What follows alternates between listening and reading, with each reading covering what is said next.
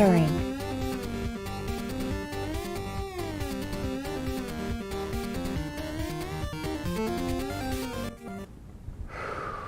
Hey everybody, welcome back to a new episode of Knowing Entropia. Early morning edition, next island edition, whatever you want to call it. No, welcome back everyone. Alright, so today we got some big things on the agenda. What we got for the end goal that we're working towards is the crafting Lysterium on next island. In the process, the journey, we're going to try to, try to make a profit, but it's going to be hard going, so can't really guarantee we'll complete the journey, but whether or not we'll make any profit is another story. Well, let's check out the auction results, see what we got notification wise. Metal residue, thank you. Sven has put a bid on the metal residue on Rocktropia. So if anyone else wants to help buy it out, holy shit, you can spend $179, help buy it out. So that'd be sweet if anyone can. If not, Sven will get it. So good luck, Sven. I'm hoping for you too. Alright, so the postal service. We got the Lysterium. It has arrived. Sweet. So that wasn't too long, eh? So that's one thing I noticed with Entropia. They kind of screwed the game. Like, I don't know, like it's a basic principle in game design. When you want people to stay in your game, like to deposit, play more, like stay in the game, you design the game so that it's more intuitive to stay in the game, like to not just leave the game and come back later. So what a lot of programmers do, here let me finish these, we got some bids. Alright, so Joy has put a bid on the Spanish flag. Thank you, Joy. Who else do we got? Joy also put a bid on the Romanian flag. Thank you, Joy. And holy shit, Joy also put a bid on the Polish flag. So man, we're killing it with the flag sales. Thank you. No, so what other programmers and games have started to realize that is they don't want people to be incentivized to leave the game ever. Like they design the game to keep you in the game as much as possible. Like they'll do anything to stop people from leaving the game. So one of the tricks they did is they took away the close the game option. You know how a lot of games you have like an exit button or leave the game button, you press it, you can exit the game. A lot of games these days took that feature right out of the game. Why? Because they want people to always play. They don't want them to ever leave or close the game. So when you're designing things like an auction where you have to wait like 12 hours for something to arrive, that's a huge mistake. That's like a giant flag saying, hey, everyone, you're waiting 12 hours and you can't do anything. So you might as well just leave the game. Come back in 12 hours. So that's why I was like, if I was designing the game like Mindark and this whole auction system, I would definitely not design it to incentivize people to leave the game.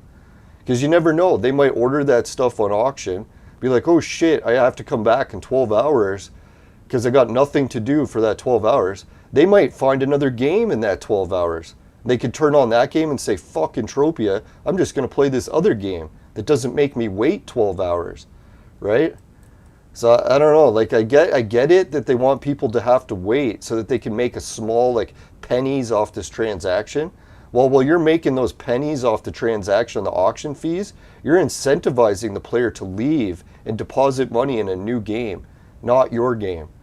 So I don't know, like if that's something that they may be thinking about improving in the future, I would fucking improve it right away, first priority, but I don't know, there's a lot of things on the auction are just designed to make people quit the game.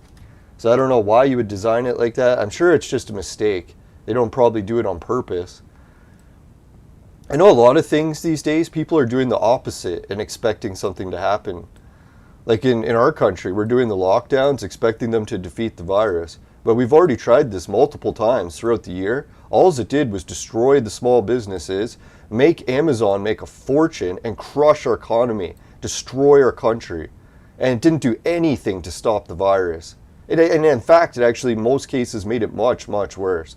So I know I'm getting comments from my viewers that are upset about me talking bad about the lockdowns. Well, I'm sorry, the lockdowns have already killed some of my family members, they've nearly killed my friends, and they've nearly killed me. So it's like, I don't know, that's a pretty big trifactor, killing you, your friends, and your family. It's like, if you want me to shut up about the lockdown, you better fucking find yourself another show to watch. Because I ain't fucking ever shutting up about it. If they take my YouTube channel down, I'll fucking move it to BitChute. And I've already got a fucking whole page of people on Discord. Like 50 some people, I can share it without any fucking social media help. So anyone who wants me to shut up about it, you can go fuck yourself. No, sorry, I don't mean to be mean to the viewers, but hey, when people try to control me and tell me what to do, you can go fuck yourself. I don't give a shit if you're my viewer, if you're fucking a patron, if you're paying me $1,000 a fucking hour to do this show. You can go fuck yourself and tell me what to do. If you don't like how I speak, go fucking read someone else's shit. Man. No, sorry, I don't mean to rant a little bit in the morning, but man, I get real pissed off when people try to control me.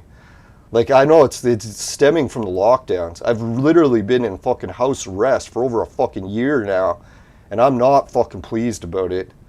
I know there's a lot of people in Montreal burning businesses to the ground, and I think that's wrong. We definitely shouldn't take it out on the small business owners.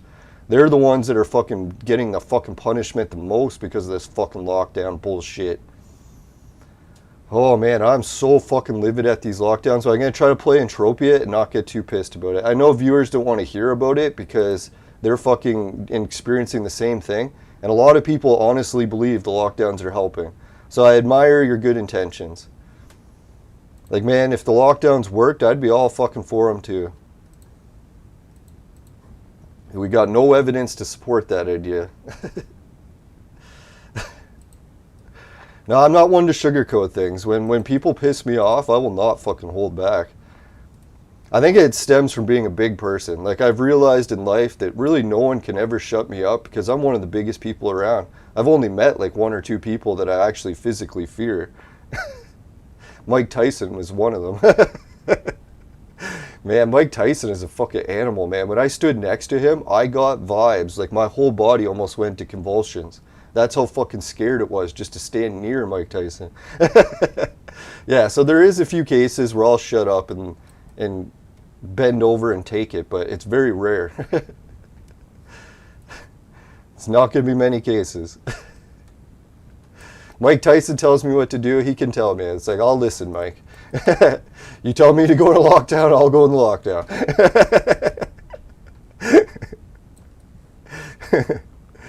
Dear God, yeah, I would never want to get punched by Mike Tyson. Dear God, I swear my whole body would just collapse looking at him, let alone actually getting punched by him.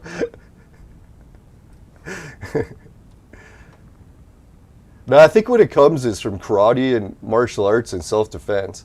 At some point, you realize that you really got to stand up for yourself. And the people that want to fucking bully you, the best way to deal with it is to stand up to them. Because, man, if you back down to a bully, they'll just take advantage of you. Similar to the government, if you back down to them and let them take your human rights away, they'll just fucking treat you like a bully and even more take away your rights. So I was like, what the fuck? We got to find some legal way, civil way to do it without breaking any rules. But man, there's a lot of crazy shit going on these days. All right, let's look at all these fucking sweet supplies. I'm going to do some crafting on Next Island. Let's put behind this fucking nonsense our world is facing for the time being and enjoy a little bit of distraction.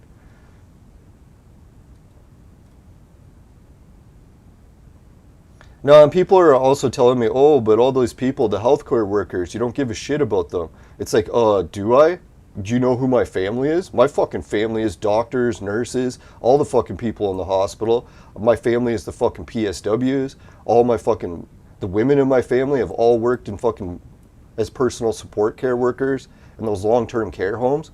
So you're telling me I don't fucking give a shit about those people?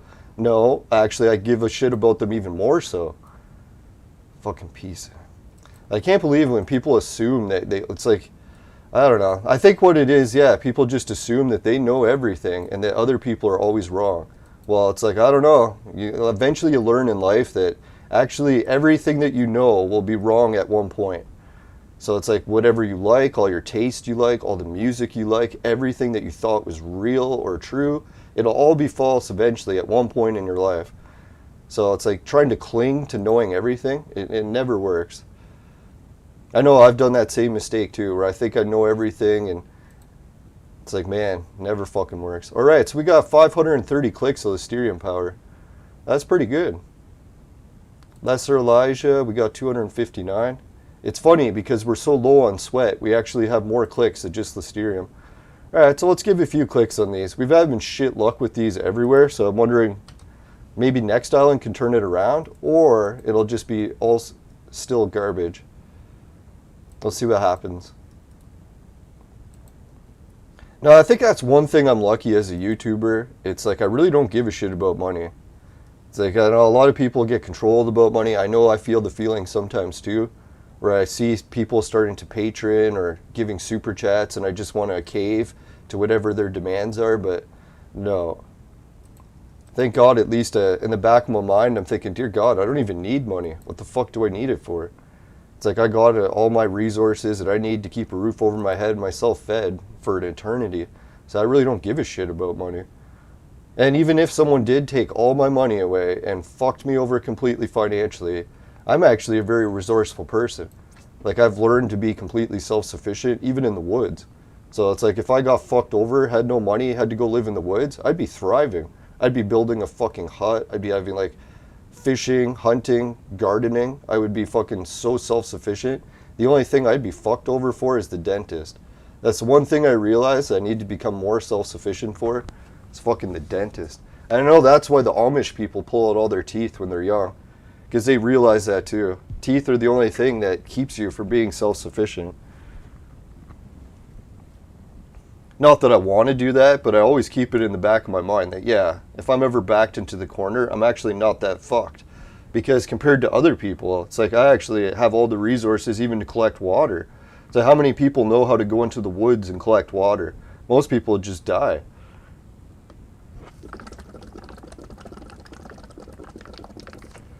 So that's the one thing in life, if you ever want to like truly own your own self, is not to let anyone else hold something above you. Like someone's like, oh, you have to do what I say or else. It's like, fuck that shit. I'm not fucking having anyone dictate what I'm supposed to do with my life. Fuck that shit. Like, I know even when people on Facebook, they tell me how to speak. I find that one really funny. It's like either tell me how to spell, tell me how to make my grammar, tell me how I should respond to questions. It's like, I don't really give a shit what you think I should do. It's like, I'll fucking write about pink zebras for fuck's sakes. I don't give a shit what you think. Good old pink zebras. I've been using that as an example a lot lately because I've seen them. I'm like, man, pink zebras are fucking sick.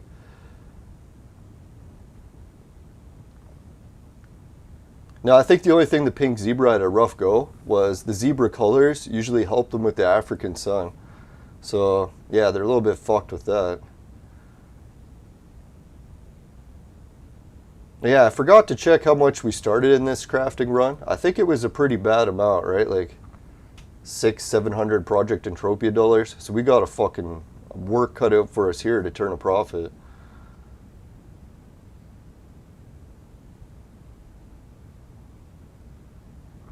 No, the main reason it's like I knew this was going to happen. It's like I was just waiting to see what was going to happen when my family that agrees that with the government and thinks that they should start trying all these experimental injections.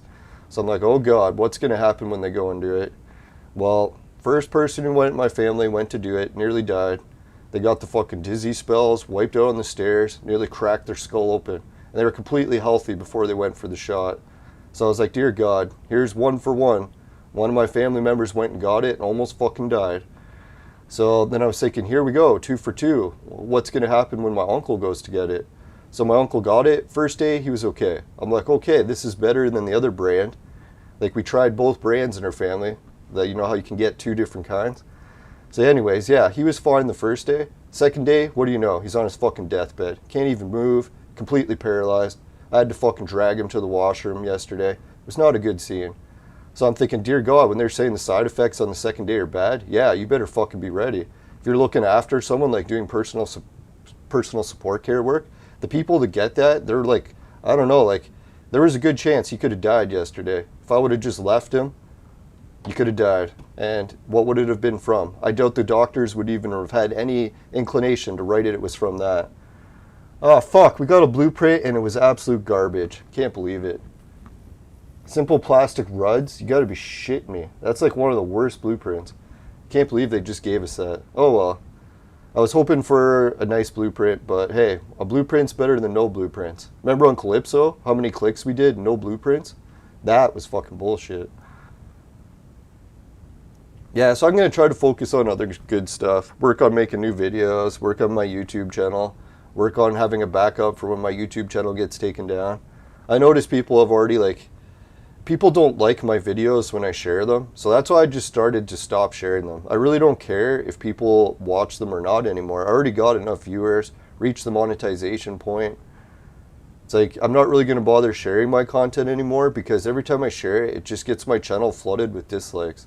So I'm like, fuck it, the people who already like it are already on the notifications list, and you can already find out when the episodes are. So I really don't need to share it anymore. And then it's funny too, because I notice that the advertisers, once you start getting flooded with dislikes, they start to demonetize your channel. Or you could even get your whole channel taken down. So really people do have the power to shut down channels just by giving it dislikes. That's why I'm kind of surprised the government channels, like their CTV News and CBC News and Global TV News, they get flooded with tens of thousands dislikes for every one like, because they're fucking us over so bad, taking away all our human rights and lying their faces off on the news every day, trying to push this fear-mongering into people. Like, dear God, it's worse than Alex Jones when you turn on the fucking news day. I don't know what happened. I think that's what it was. The government and the media, they decided to get rid of Alex Jones. Why? Because they fucking took over for his job. They started fucking selling the fear porn to market products. Because if anyone doesn't know what Alex Jones used to do, he used to go on YouTube preaching that doomsday was coming, the end of the world, and to buy his products so that you could prepare for it, to like flatten the curve of this fucking doomsday. And guess what happened? They got rid of Alex Jones. Now what did they do? They go on the fucking media, they sell the doomsday propaganda, and now they market the products to make money off of it. It's the fucking same chain that Alex Jones was doing. It's fucking pathetic. No, I'm thinking it's good though, because yeah, a few of my friends were talking about this yesterday. We're like, you know how the government and the medical officials are just totally fucking everyone over? Like not even allowing us to have free speech and taking away all our human rights? Even the right to work and own property, that is so fucked. But then we were saying it isn't the end of the world or all bad, because the more the government and the more the media keep pushing and pushing and pushing, you know what happens? Napster tried this. Napster tried pushing and pushing and pushing. Guess what happened to Napster? They got fucking replaced. See, people have the power to replace things that are trying to control us. So if the government tries to control us, we can just fire the government and replace them with a whole new government. That's why the government kind of fucking shits their bricks when we're allowed to protest, because protest is one of those things that stops them from controlling us, gets their asses fired and replaced. So that's one of the main reasons when you're trying to take away everyone's human rights, that you stop people from being allowed to protest. Because yeah, that's what happens. The government realized, hey man, if we allow these people to protest, we lose all our power and control, and they get their human rights back. So yeah, that's what I was thinking. We don't actually have to be so upset about this whole thing, because the education, the union system in our country, the education system, the healthcare system, even the law enforcement system, it all needs rapid fucking reform. And I'm not talking about like blaming the police for racism. I'm talking about being unionized and having like a fucking force that's controlling the police department that fights the people. It's like, hello, we're the people hiring the police department. It's like, if we're not the ones in control of the police, who is? I don't want no fucking union in charge of the police. I'm in charge of the police. I paid their salaries. I make the laws by going down to City Hall and voting what laws I want the police to enforce. So it's not the union in charge of the police, it's me. Or all of us in general, the public. That's why I find it funny when we argue about the police not doing their jobs. It's like, well, guess who's making the laws for the police to follow? It's us. We can't blame anyone else but ourselves. I know that's why some people are going on and on. We should feel so bad because the police are doing all this stuff. Well, either we change the laws, and we already have laws that are in place that we're working. The problem is we got fucking gang violence exploding off the hook. So I don't know how much times we can blame the police for gang violence exploding, I don't know, that's what the media seems to like to do. They're like, oh, blame the police, blame the police. It's like, you know what? I don't blame the police one bit. It's a fucking hard job, right? Like, no one signs up to the police and says that it's going to be an easy job. It's a fucking hell of a job. Now, I get it. There's organized crime that's infiltrated some of the police, especially through gangs like the Triads from China. But we can't hold it against all the police. Because not all of them work for the Triads. Unlike the Coast Guard in the fucking west coast of Canada.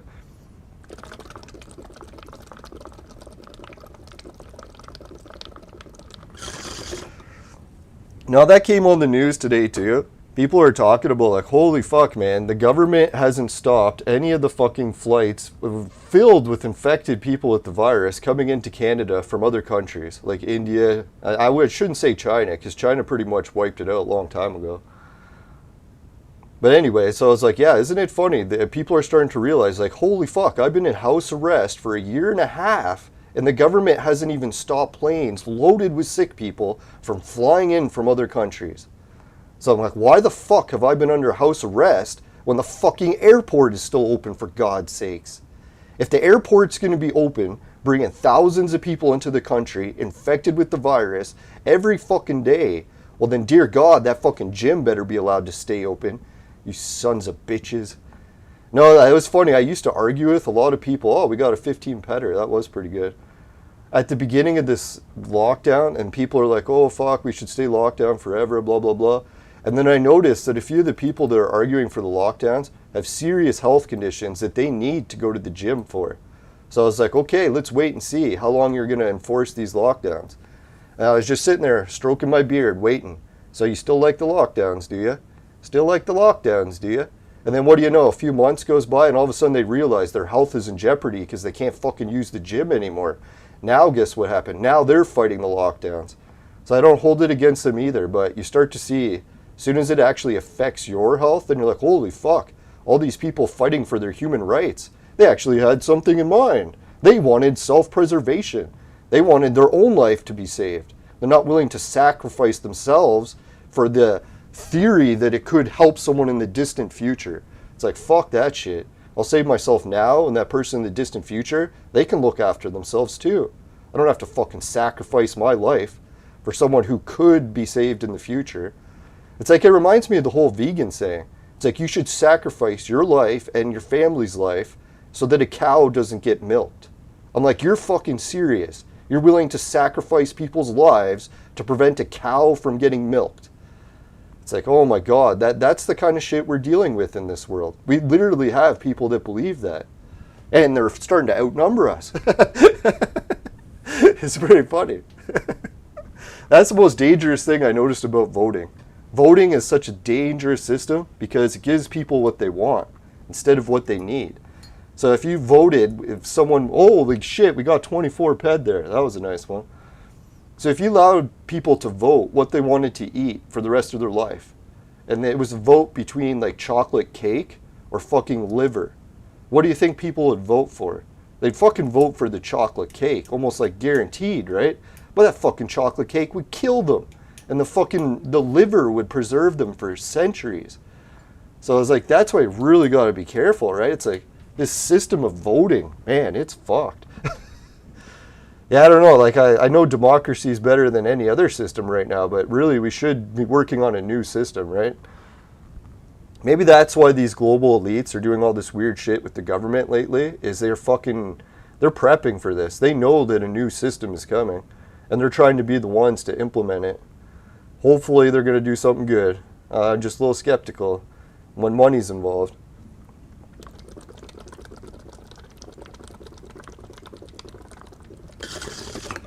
Yeah, I know what happened too. Yesterday, I was venting a lot with other people on Facebook. Holy shit, we got 26 in a vehicle battery. That was a pretty good one.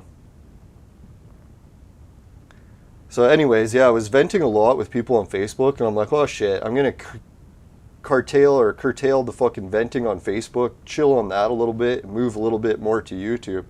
And then go figure, now I start venting on YouTube. I think what it is because I don't have any friends or family that I see anymore. It's been like, I don't know, 3 years for me, because I had my concussion injury prior to this whole lockdown situation. So I was already in lockdown for 2 years going into it. Yeah, so I'm pushing like 3.5 years of lockdown now. So that's why I kind of started YouTube. I realized that I have no one to speak to, no one to talk to, no friends or family. Well, I've got family that stays here, but they've definitely heard enough for me for a lifetime.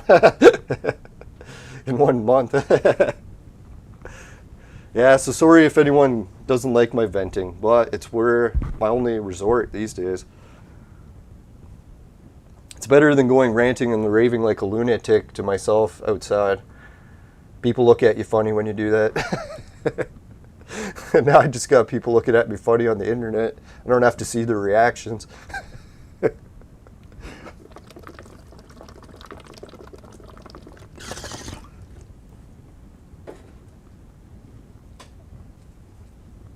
I don't know how this crafting run is going to go. We got so close to globals there, but really no globals to speak of. But I shouldn't be chasing globals. That's what they said to qualify for the next Ellen videos.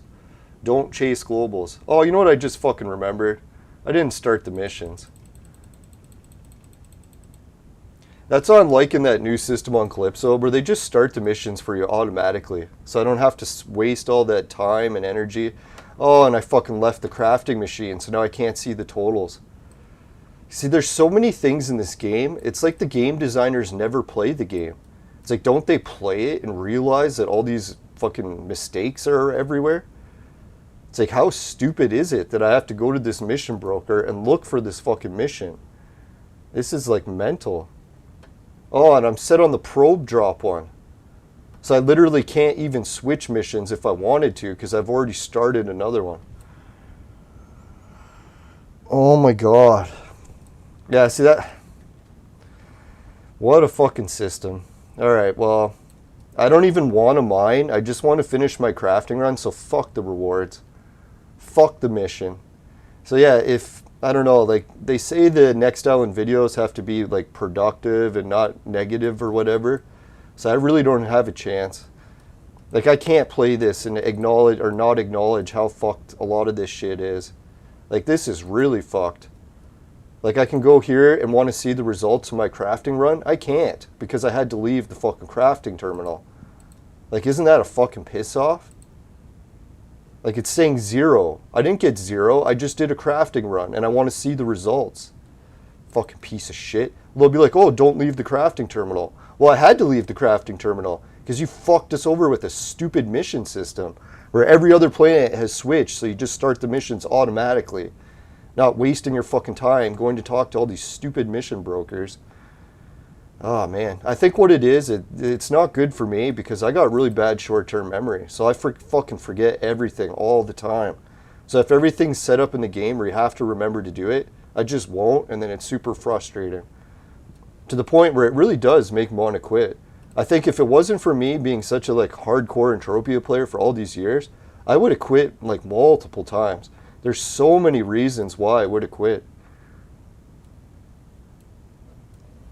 God, like, I could make a list of all the reasons why I wanted to quit Entropia, and it would be like a fucking phone book. Like, I swear to God, I could write millions of reasons. But thank God there's some nice people in the game, because I think that's one of the only thing that's really keeping me around. Like, I know when Beamer died, I was thinking about just quitting the game, because I'm like, fuck, man, I don't even like anything about Entropia anymore. The only thing I like about it is hanging around in the virtual universe with other people. Now, if everyone's dead that I hang out with, should I even really play this game anymore? It's like, at least I did meet some nice people after doing my fucking podcast, so that's where I figured too. I got to start doing the podcast or I'd never meet new people that I like hanging out with in Entropia, and then I'd be done with the game. That's why I kind of find it funny, and so many people debate on Facebook why they like Entropia and why they would quit. So many people say they're going to quit over the loot. It's like, you really give a shit about the loot? Ah, fuck, man. I should have kept it on before. Remember I was on a real good streak between the T's, just getting success all the time? Then I fucking left the crafting terminal, come back, and now it's just fucking... Okay, I'm done with this fucking crafting run. I swear to God, I feel like just turning the game off now. There's really nothing that's gone right in the game today. And it's probably my mood, because I'm so pissed about the fucking lockdown killing my friends and family, and then listening to fuckers try to tell me to shut up. Oh man. Fucking nerve of some people trying to control others. All right, I got to try to get into a good mood here. I really am just going to have to turn off the game. Let's go collect some sweat. I can fucking chill out, collect some sweat. Don't have to deal with any fucking bullshit. Oh, I can't even teleport to the place I want because they have this fucking cave system still fucked. Oh. All right, relax, breathe, relax.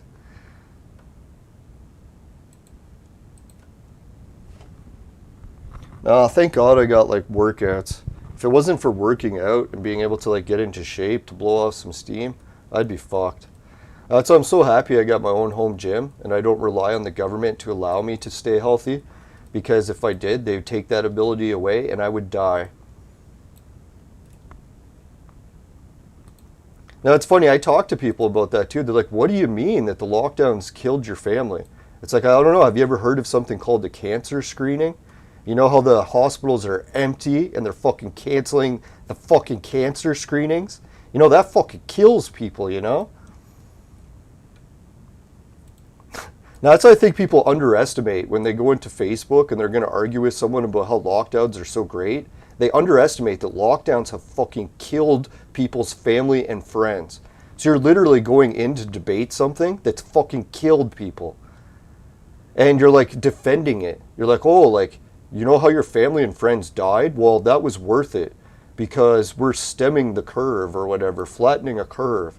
Even though this curve is supposed to be flattened in 2 weeks and we're over like a fucking year and a half and it hasn't worked worth shit. It's only made things worse. God damn it. All right, so let's just sweat and enjoy sweating. That's what I like doing. Good old Entropia. Hang out with other people. Fuck the crafting. Fuck trying to win missions with fucking armor. Fuck all that shit. Just hang out with other people. Have fun. Screw the money. It's like I can feel the stress relief already. No more bullshit. All right. No, it was a relief actually not stressing out on Facebook yesterday. Just not arguing with people that are fucking, I don't even want to talk about them. No, I was thinking it was funny because when I stopped talking to those people and just like told them why, a lot of people liked the comment on their post. So I was like, now they'll actually see maybe some of the effects that they're having on other people's lives. I don't know. Maybe they will, maybe they won't. I don't really give a shit. I'm not dealing with them anymore. And I can't believe that I almost gave them a platform to spread their message. So thanks viewers that have warned me about getting people on that can spread their message. Because yeah, you really do got to screen that shit. There's some fucking lunatics out there that'll fucking spread like horrible fucking misinformation. Try to fucking slander people. Like I don't want to be having people like that on my show. Fuck that. I should have realized right away because like he was slandering a lot of other people and I was like, wait a minute, if he's slandering everyone else, how long is it till he slanders me? And I was like, oh wait. I didn't even have to wait like a month. Then he was already slandering me. I was like, holy fuck.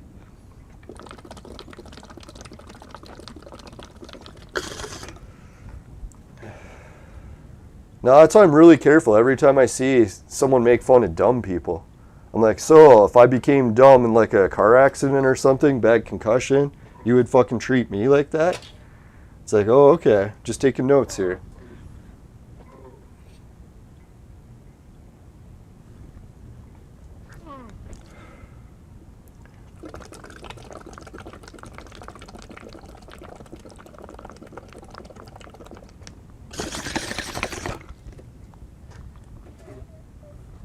Alright, so it looks like David said hi. Is this David? No, this is Nar. Yeah, this is beautiful. Collecting sweat, hanging out with other people in a virtual universe. See, this is what I'd like to do outside. Like to go outside, meet other humans, communicate. It's like almost like we're programmed to do that in our life. Yeah, that's a fucked up thing. Like, I can't imagine inmates that are in solitary confinement. It's like I started to realize how bad that is for you, right? Like, as much as we try to pretend that we could all become hermits and go live self-sufficient, like I was talking about earlier, we really do need like social interaction with other people. Because if we don't get that, that's what we're programmed to die if we don't get it. So that's how it's kind of funny. Like the government really is like doing everything in their power to kill us. And just questioning it is all of a sudden become against their rules. So I was like, that's pretty funny. All right, let's go back to sweating. Enough with the fucking world situation. Dear God. Like, I don't know. I'm going to have to go move my uncle soon. If he's even worse from that fucking injection, I swear to God, I'm almost going to file a complaint with the hospital. I'll be like, your fucking vaccine nearly killed my family, you sons of bitches. And they were perfectly healthy. That was the one thing I was really adamant about not giving my uncle the vaccine until it's perfectly safe, like after it's been tested a while, is he was at no risk of the virus. Because I was just staying home, not communicating with other people. So literally, he was at no exposure. There was no case where he was communicating with other people that were in contact with other people. I literally just stay home alone all day, every day, for over like 3.5 years now.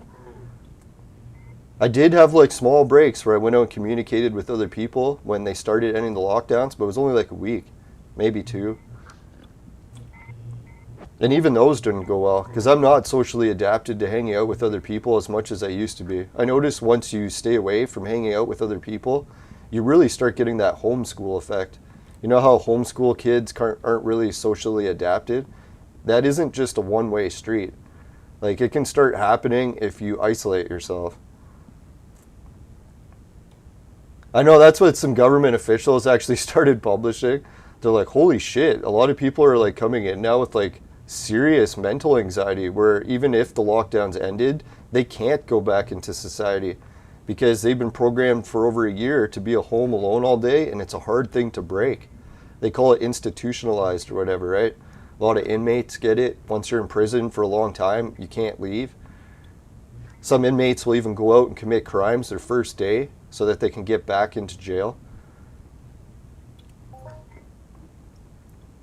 Yeah, it's a fucked up situation. Alright, so I don't think I can sweat this guy alone for too much longer. We'll see how my health goes. Alright, so yeah, tomorrow I'll try to like regroup, and yeah, today's episode we just got sidetracked by a fucking bad conversation with people trying to tell me what to do. And then got sidetracked with some fucking horrible mistakes in the game. Fucked up the crafting because I didn't get the crafting reward missions before I started the run. So I wasted half of the money for the reward and I didn't even get the reward. So that was a pretty devastating mistake. I really fucked myself there. Not in a good way. Yeah, so we'll try to put these times behind us. The bad fucking topics, the bad rants and raves, the bad crafting mistakes. And next episode we'll try it again. This time what I'll do is I'll try to remember to do the missions. If anyone's watching and you can remind me to do the missions, I'd really appreciate it. Because I'm pretty sure almost like 99% of the time when I go to do a mission, I forget to start the mission. So that's one of the main reasons I stopped doing missions. Or even trying anything in general but sweating. Because I'm like, fuck it, man. I just keep making a horrible mistake each time and fucking myself over. So why would I keep doing that? I might as well just switch to sweating. Like, really, sweating is a good tried and true method because this is the one way they've designed that people with bad memory don't fuck themselves over repeatedly. Like, I don't really have to remember a lot to sweat, which is great. Yeah, I shouldn't be complaining that they should dumb down Entropia, but there is a lot of things that, yeah, it's designed to fucking hinder people that aren't doing well memory-wise. Well, thank God Calypso has started to realize that and they started to make the missions automatic, but I don't know if that's just for hunting missions. If it's just for hunting missions, then that is at least one step towards a good goal.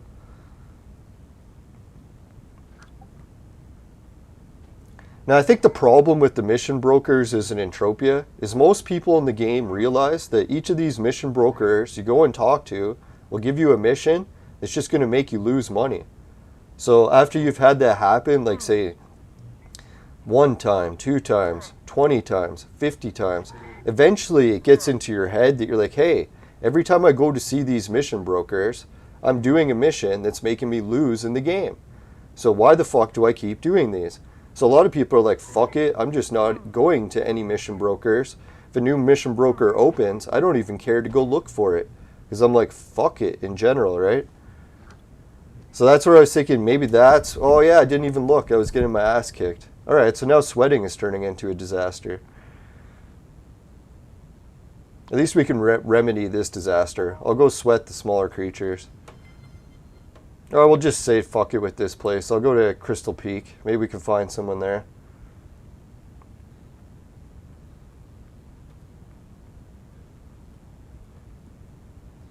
Nah, I was ranting about something else and I totally got sidetracked. I forget. It's probably for the best. Been doing enough rants today.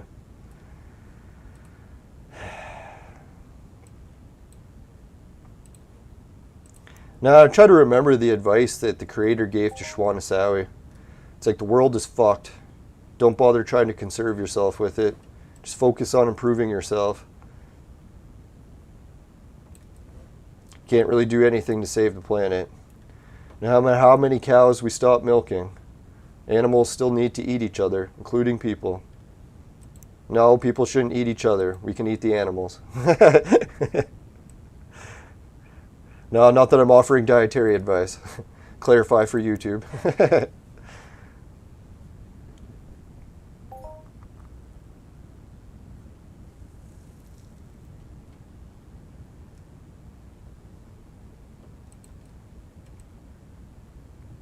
Oh, Clone Evolution. Thank you, Shelly. No, that's good. Shelly's already helping cheer me up. You know, that's one of the main reasons I switched to streaming Clone Evolution. I noticed when I play Entropia, 99 out of 100 times, it fucking makes me really pissed off and I hate it. Where I was looking at other games I play, I'm like, dear God, I actually enjoy playing those games. I shouldn't say I hate Entropia that many times. There is the occasional times I have fun, like nice Valentine's Day here and there, but dear God, man, like a lot of these times I'm playing, there's so many problems in the game and the company's never fixing or addressing any of them. Well, I shouldn't say any. If they do, slowly but surely. Sometimes it takes like 5 fucking years to get anything done, but yeah. So I'll give them credit, they are doing some shit. Oh God, I can't even deal with this fucking teleporter system. I hate it so much. I just want to teleport to Crystal Peak. Is that too much to ask? There we go. Now, so one annoying thing with concussions is when you can't see shit right in front of you. I can look at a list of stuff and I'll have the thing right there. And I don't know what it is with the concussion. And I think my concussion expert tried to explain it. Is that your brain starts re-hardwiring itself to avoid injury or further injury. So normally it associates as what you're focusing on as what caused the injury. So it'll try to not focus on things so you don't get injured again. So I was like, well, that's great, but now when I try to fucking read text, I could be looking for something, look right at it, and not fucking see it. It's fucking annoying as hell. Oh well, I'm sure one day it'll improve. One day.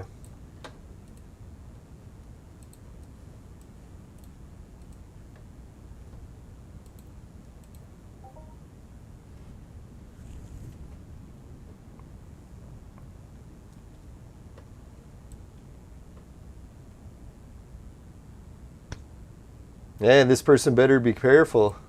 Mindar catches him using the what is it, the turret. They said turreting mobs is against the rules now, right? Or was it just turreting the mobs when it helps you?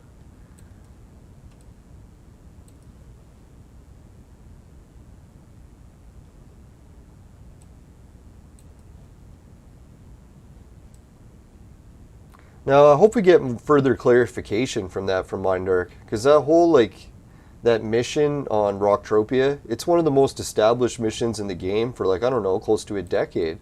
And now they're saying it's broken, and it's been bugged the whole time. It's like, are you telling me the most popular mission in the game for fucking years is fucking bugged the whole time, and you just realized it now? Like, did you even try the mission that you made? And I'm still not puzzled to how this bug is apparently working. They said you can't use the turrets. I was like, what? Turrets is against the rules now? We're not allowed to use turrets to kill mobs? They're like, oh, if it benefits from the AI spawning. Well, it doesn't benefit the AI spawning. You actually have to kill the mobs with bullets in order for the AI to spawn. That's not how the mission works. So I don't know what the fuck they're talking about. Well, we'll see. Well, hopefully we'll get an update from Mindark and they'll explain why we're not allowed to use turrets anymore. Or I guess just for the AI mission.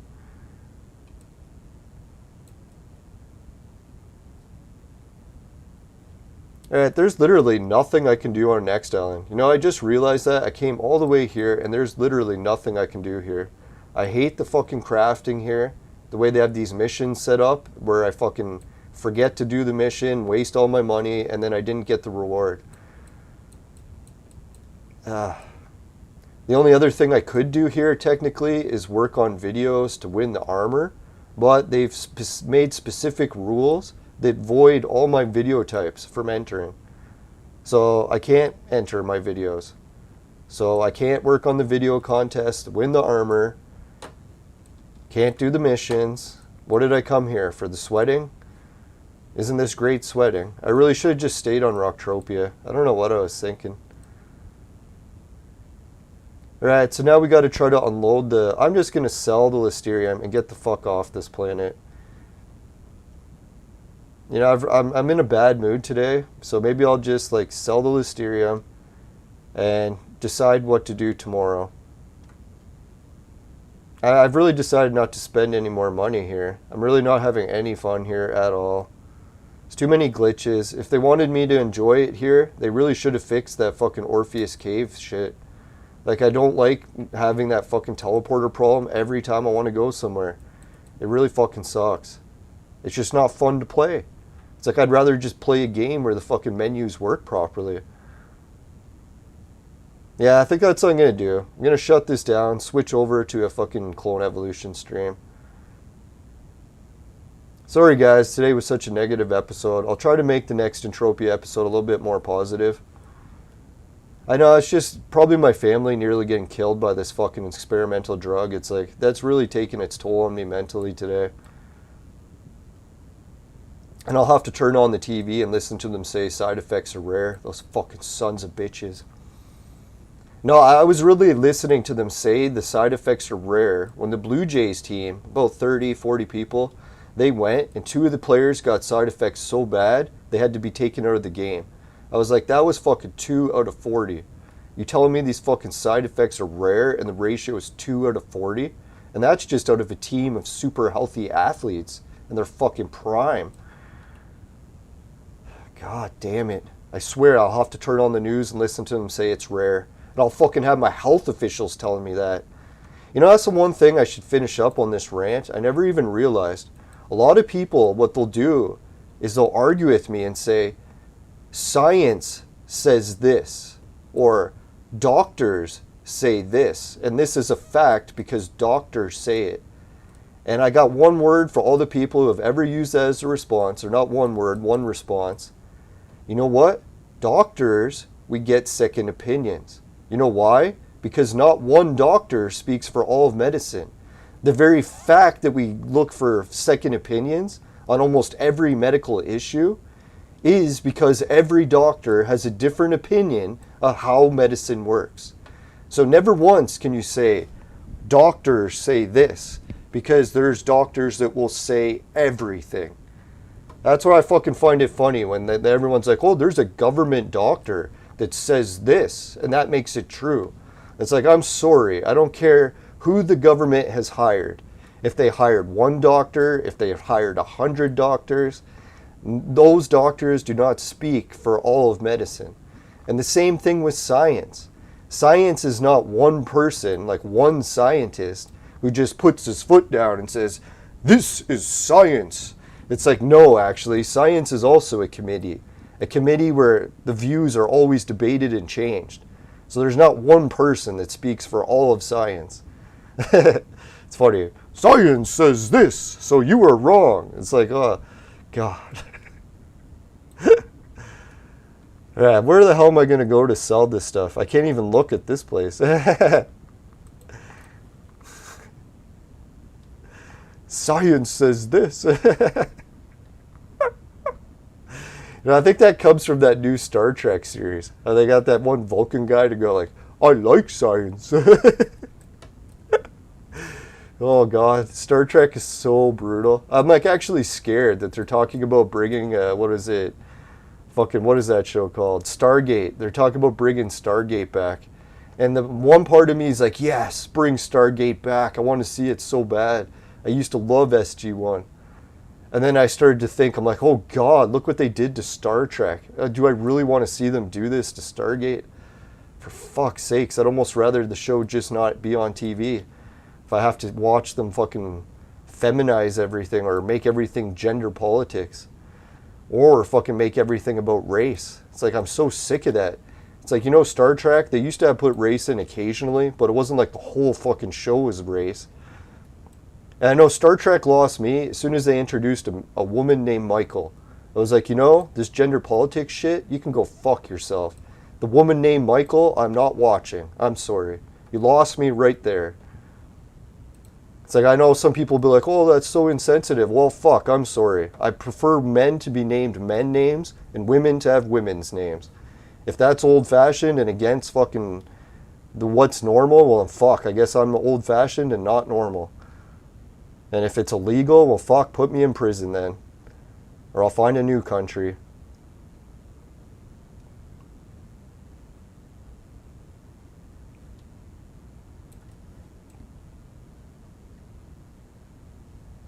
Yeah, not to say that people can't. Like, people want to change their names to whatever gender they want. Just don't expect me to acknowledge it.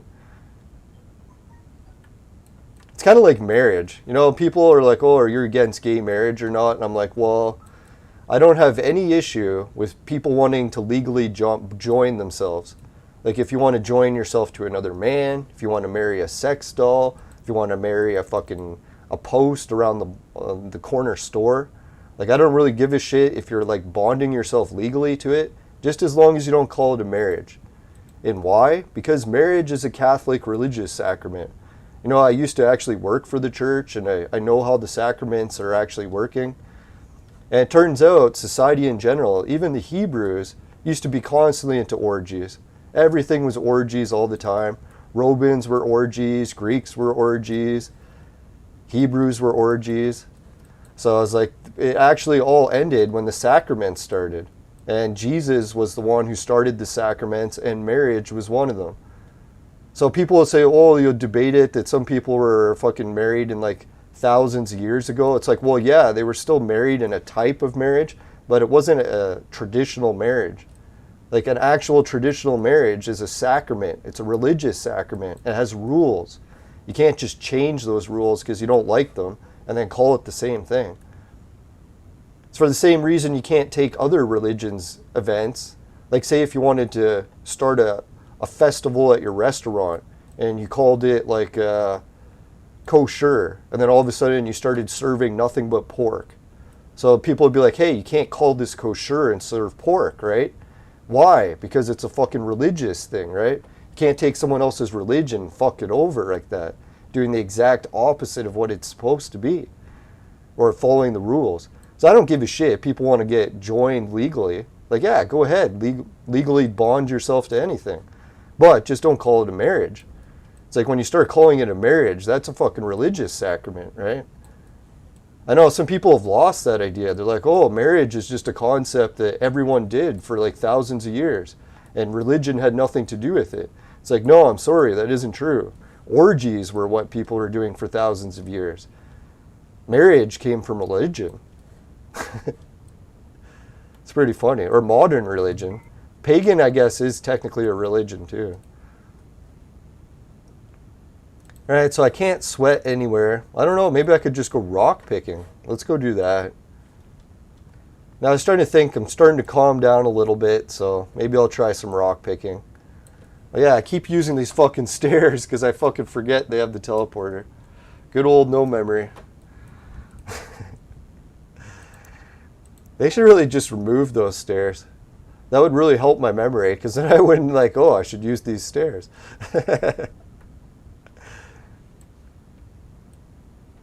Now it's kind of like having a wheelchair ramp and the stairs. They just put some for both.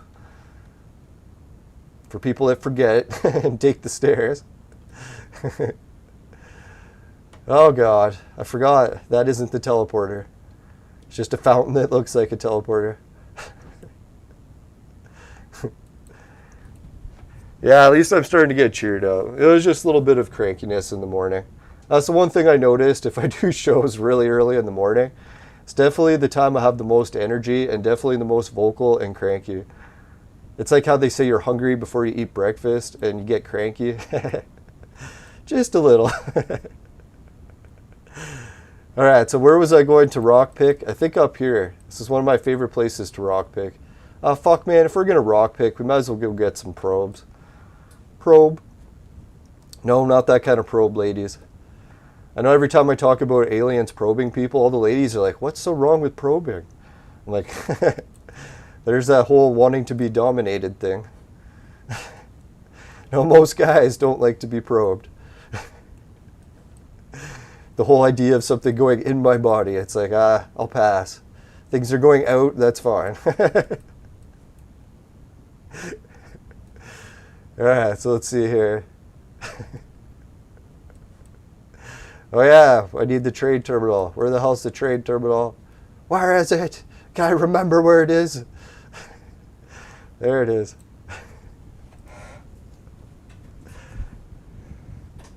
Now, I'm going to start doing that as an experiment. Every time I bring up alien probing, and I'm going to talk to women about it, I'll start taking a survey. How many women are into alien probing? Seems like a high number. Alright. Not to categorize all women the same. I'm sure some people just hate aliens no matter what gender they are. Come on!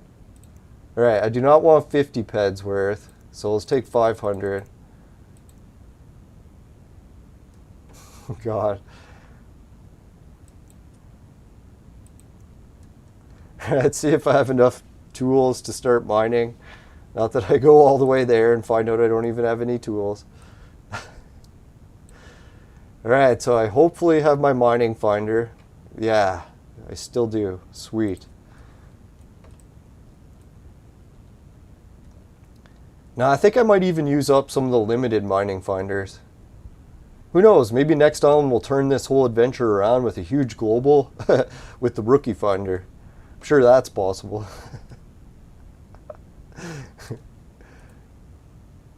Yeah, I kind of miss the old days of Entropia. We were talking about that in the chat.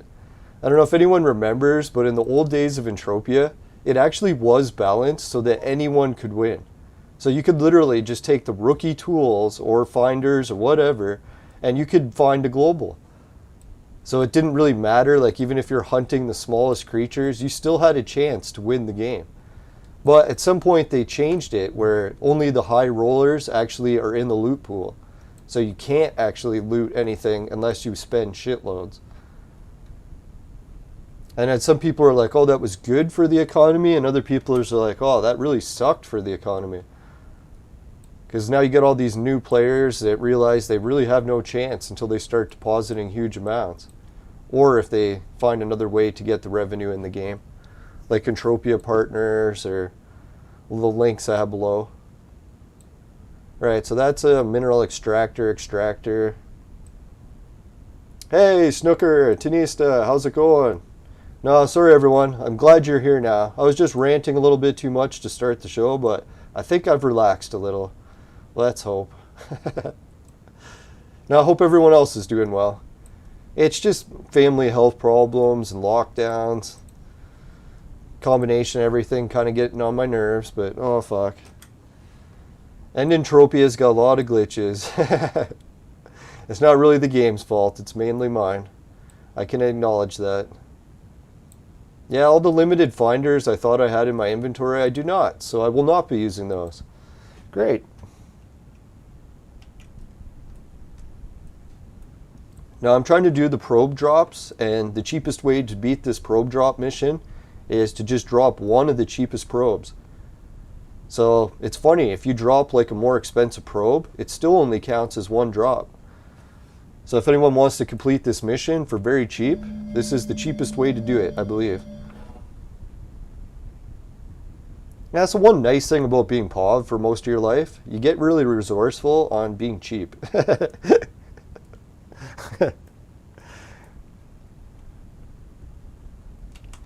That's why I think I liked Entropia. As much as I say it was just the friends that kept me, I think it was the being able to be really cheap. I'm addicted to that. If I can find a way to save money and not spend money and make money, it's like, I don't know, it's addictive.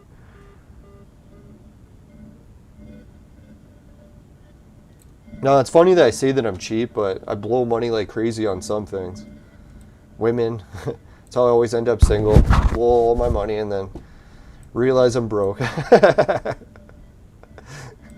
I remember one time I started going out with this really hot chick, and I started to tally how much each date was coming to. I'm like, oh fuck. It's like, I'm going to be bankrupt in like a few months of this. Better call it quits while I still have some money left. I know my grandfather and grandmother at the time, they used to say like, oh, you don't always have to spend a lot of money on women and stuff, but I don't know, for me, I just like to wine and dine. It seems weird to date a girl and then not have fun. So I don't know. Well, I shouldn't say not have fun. You can still have fun without spending money, but really, let's be honest, a lot of things in life cost money. Right, do I have the resource extractor? Ah, there it is. See what I mean? I'm looking right at it. Can't fucking see it.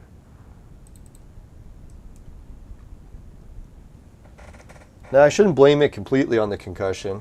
I think I did have that occasionally happen before, but never every time.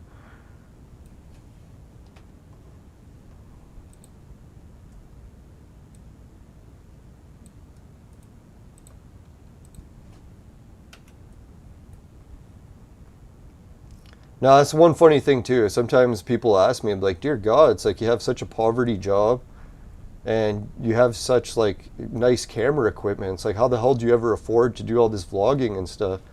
I'm like, well, mainly because I'm single. It's like, if you're single, you save shitloads of money, right? You don't have to buy a car. You don't have to drive women around to work every day. You don't have to buy them stuff constantly.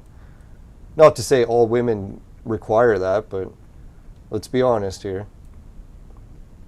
Now, that's one thing as a man. The traditional role in a man in a relationship is really to be a provider. So if you're not providing shit, you're not doing your main purpose.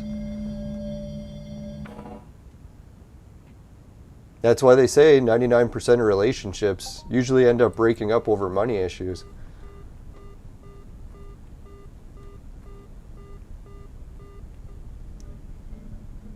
Alright, so we're getting some small finds here, and we're completing the mission. It's pretty sweet.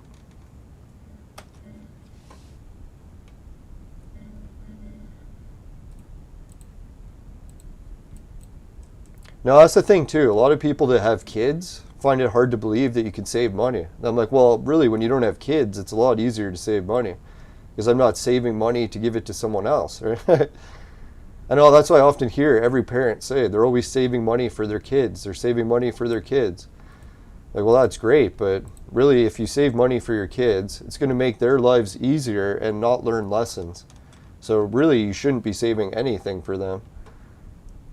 But obviously, your kid could get some health problems, and you might have to save money for surgeries, because Canadian healthcare takes 80% of our income from income tax, but actually only covers a small fraction of things that can go wrong. Especially medications. Canada, no, we do not get free drugs. I don't know how that rumor started on the internet. Even so many Canadians say it. How drug prices work in Canada is we have a monopoly where we're only allowed to buy drugs from a very small amount of companies, and we're only allowed to buy it from the companies' offices in our Canada. So if we want to buy drugs from the same company that's in a different country and sells it for way cheaper, we're not allowed to buy it there because we have a fucking monopoly controlling the price. Same thing what Trump did. Trump also helped create a monopoly on drug prices. Like if Trump really wanted to help the economy or help people with drugs, he would just open it up for free trade. So you could order medications from any provider you want. But no, he made a very strict list of who you're allowed to import it from, or most people just aren't allowed to import. You'll have to buy it from the monopoly. Yeah, so in Canada, we have some of the highest drug prices in the world.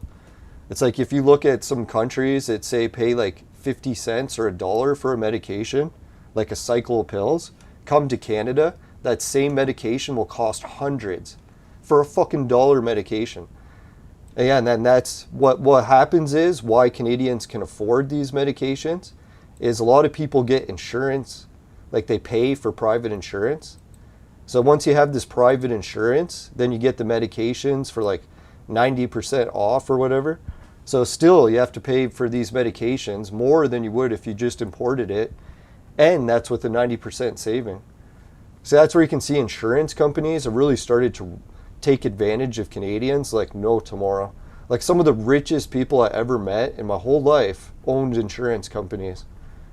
And they even let me in on a little secret. They're like, the main reason insurance is so profitable, it's like, you know those premiums you pay in? Most cases, they don't actually go to any people like payouts and insurance. He's like, in entire floors in insurance offices are just lawyers that are fighting people's cases. Insurance companies don't hire employees to help pay people out. They hire employees to fight you in court so that they don't have to pay out. That's how insurance works. So that's why I'm like, holy fuck, like insurance in general is such a dangerous system to allow it into your country. Like if I hear other countries that don't allow insurance, I'm like, holy fuck, man, that's a smart country. That's where it gets really dangerous, is when the government makes the insurance and they make it mandatory to buy it. Now, I couldn't believe when I started to price even medications in Australia, because some people were telling me, oh, the reason you're finding all these cheap medication prices when you look overseas is because you're checking places like India that don't have like as strict safety measures. So I was like, okay, that's true to a certain degree. So what I did is like, I'll check other countries that do have strict safety restrictions, like Australia. So I checked Australia, guess what? Same price as India. I was like, what the fuck? So Australia gets the cheap medications too? It's like, so it's not just countries that are like less safety restrictions. That's not true. Other countries too are getting it cheap. That's how I was thinking. I kind of wish I had relatives that lived in Australia. Not that I would ship medications illegally, but God, it would be tempting. It's like, do I need to pay like hundreds of dollars for a round of antibiotics and I'm only going to get 5 pills in Canada? Or should I just spend like $1 and order it from Australia, get like 3 month cycle? That's how I was thinking. A lot of the fucking problems we're seeing in our society today are traced back to these monopolies. We find union monopolies, we find drug cartel monopolies. It's really quite funny. It isn't very hard to trace at all. Just follow the money. Leads you right to the source of the problem. Not that capitalism is all evil. I know people like to say that too. Just compare it to the alternative, and yeah, it's not a perfect system, but damn better than anything else. So far. Alright, how many do we got? We got 25 drops. It's pretty good. Halfway there. I've been keeping my eyes open for fruit on the ground, but I haven't seen any. If anyone saw fruit and I walk past it, just try to get the coordinates so you can put it in the chat. Then I'll go back and pick it up. Now, it's always thinking, the future of Entropia, dear God, can you imagine I had like 10,000 viewers watching my streams? I could just let my character run aimlessly and then check the chat occasionally, and people will write when they saw fruit. I wouldn't even have to look. Yeah, that's the one advantage. If anyone's wondering like why you should start a YouTube channel and get a whole bunch of followers watching what you do, the main reason is the Borg. If you've ever seen the Borg from Star Trek, because I don't know, like the Borg from Star Trek is basically your YouTube community. People might think that that's a funny association, but just think about what the Borg did. like when you put that headset on and you communicated with the collective. Basically, the collective right there should be a hint. It's like the social media collective. No, and really what it is the Borg, when they hooked up to the collective offered them something. That's why they were hooking up to it. And what the collective offered was millions of people watching everything you do through like an artificial eye. Like, you know how 7 and 9 had that eye implant? So that's basically the future we're going to with YouTube. I know some people haven't really noticed it yet, but it is. And I noticed it right away. Well, I shouldn't say right away. After like a few years of having viewers, and viewers, I noticed when they communicate with you in the chat, it is really like you're communicating with the Borg collective, because they're watching everything you do, they offer you advice. And I was thinking with data plans, you know how data plans in Canada, they used to be super expensive, or to the point where you just even weren't allowed. Like you couldn't even order unlimited data. God, I hate all these creatures everywhere. They said they were going to reduce the flow of mobs. I just don't see it. I see more mobs than ever. No, so anyways, yeah, the Borg collective really is your viewers. And with unlimited data plans, if I say had like 1 million YouTubers watching my every move that I publish on YouTube, I could just take an eye implant, or say like Google glasses, or whatever camera you want to use, like say Google or GoPro or whatever, and hook it up to your phone, which isn't that hard. They can sync to your phone, and then live stream. And the best way to do it would be with a 360 camera. So people could join into your live stream, see a 360 view of everything you're seeing in real life, in real time, and then they could start offering you advice. So some people might be like, oh, that'd be overwhelming. And it's like, yeah, I guess it could be. But just think about it if you were, say, in like a really bad war zone. So you live in a bad war zone, and all of a sudden you're wearing a 360 camera, and there's people looking around you in all directions. So like you literally have like, say, 10,000, maybe 1 million people looking to your left, 1 million people looking to your right, 1 million people looking behind you. And then all those people can yell out if there's someone that's trying to attack you.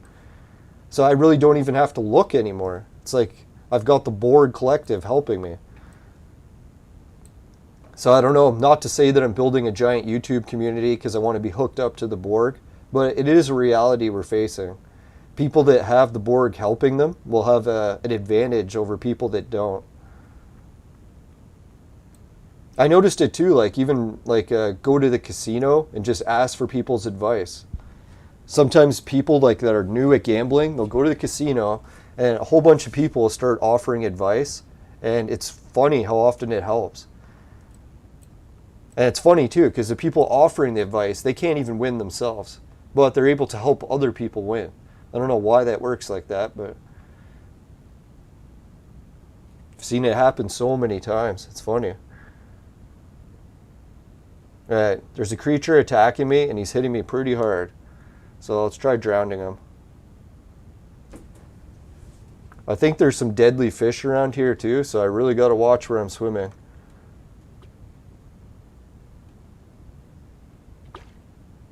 Alright, that creature's done. Now I think Elon is like totally into the idea that he knows social media is the Borg. That's why he's doing those neural implants or whatever. I doubt that's a coincidence. I haven't really talked about Elon Musk in a while, but he definitely has been on the news fulfilling his prophecy of being the reincarnation of Edison. It's fucking ridiculous. I don't know if anyone's heard of Edison, some of the flaws with his research. Now he almost fucked over entire countries. And it happened to be Tesla that saved us from Edison. Well, a lot of those things that Edison nearly destroyed the planet with, Elon's doing now. So I was like, holy fuck. And yeah, even a lot of people have wrote articles about it. Like everything that Elon does is like the actions of Thomas Edison. So it's really fucked up. Like he even did, Thomas Edison was famous that he liked to make new technology and then do horribly torture experiments on animals, like nearly killing them, or yeah, killing them in a lot of cases, in front of huge crowds of people. So that was Edison's thing. He would invent something, then he would get some animals, torture them to death, and then get people's reactions from watching those animals being tortured and try to gain popularity. I was like, holy fuck, imagine he tried that today. I was thinking, dear God, people like love animals, they would totally hate that. But guess what Elon did? He made a new experiment where he developed this neural link, and then he started torturing animals with it. I think, what did he do? He cut apart a monkey's brain and then hooked up the implants and then started torturing the monkey and then got a whole bunch of people to watch the experiment as like gratification. I was like, what the fuck, man? That's just like Edison. I don't know if Elon realizes what he's doing or it's like just like a subconscious thing.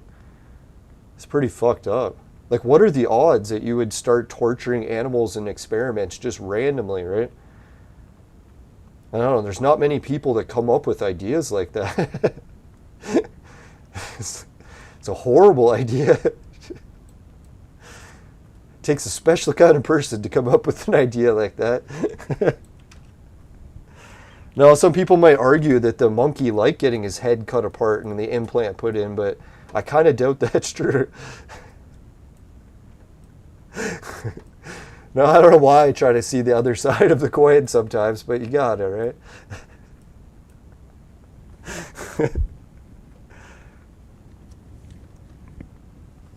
Hey, Shelly's back. Welcome back. Oh, Enrico, thanks for joining the chat. No, I'll try not to be so more offensive. Dear God, I don't know. It's the worst. YouTube sometimes brings the worst out of me. Sometimes. It has nothing to do with me normally.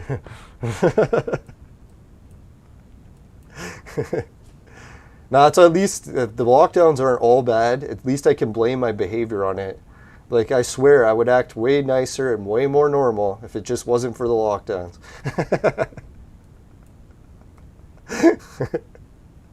Has nothing to do with my normal personality. Nothing at all.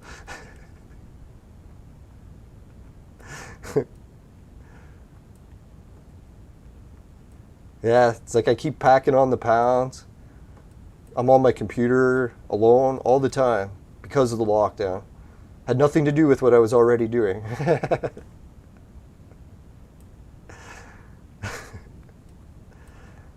Now, lately, I have been exercising more, so I'm hoping some of the weight gain is at least muscle. Let's hope. That's the one dangerous thing. If you haven't really worked out in like a month or two, you kind of lose weight and you're like, oh shit, I'm losing weight, this is great. But then you don't really realize it's not that you're losing fat, it's just that your muscle is decaying, getting smaller. So then when you go to work out to lose weight, it's almost like a reverse reaction, because then you start gaining weight because your muscle's coming back. Oh fuck, man, these creatures are everywhere. I can't fucking mine anywhere in this fucking place. It used to be great. They came out with this message, oh, we lowered the fucking frequency of mobs so people can have room to mine. It's like, really? I don't fucking see any less mobs. There's more than ever. Now they're fucking attacking me. Pieces of shit. Alright, well, we'll just die and see where this takes us.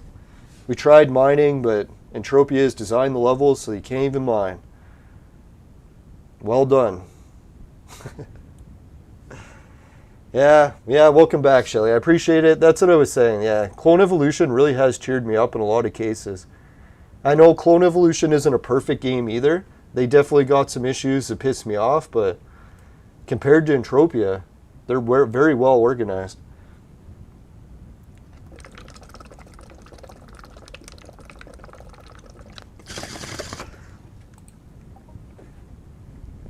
I don't know, maybe Entropia already has this, or Mindark, but one thing that Clone Evolution did to improve their game, like not to just shit on Entropia and not offer any suggestive or positive, constructive criticism, is what they did is they opened a Discord page, like an official one, by the game, and players can just log in and tell people what they want changed in the game.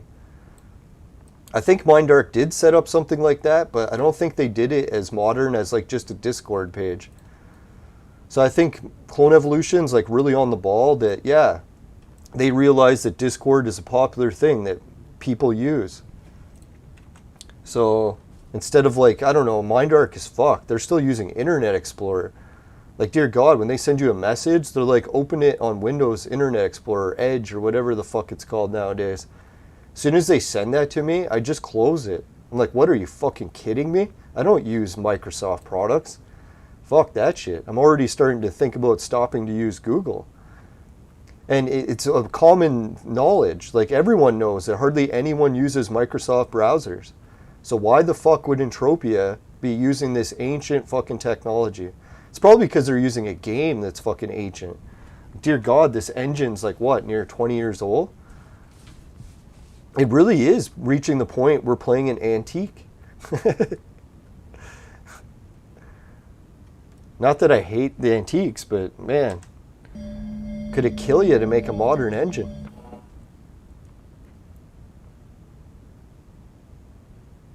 Now, I think a lot of the magic in game development has vanished too.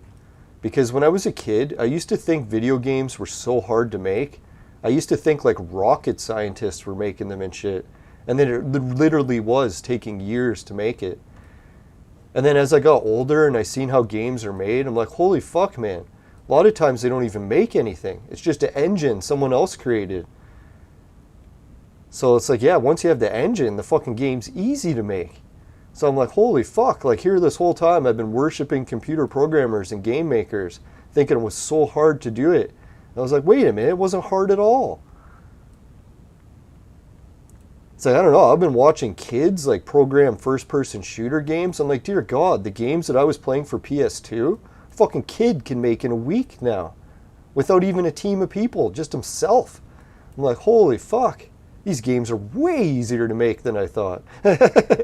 I know there's a lot of smart kids out there, but that's why I don't really take like a lot of the word from Mindark when they're saying a lot of these features are so hard to implement. I'm like, hard to implement?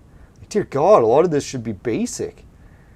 Like, you know, most game engines are way more complex than these now. All right, let's see. Where's the teleporter? Can't fucking find it to save my life. There we go.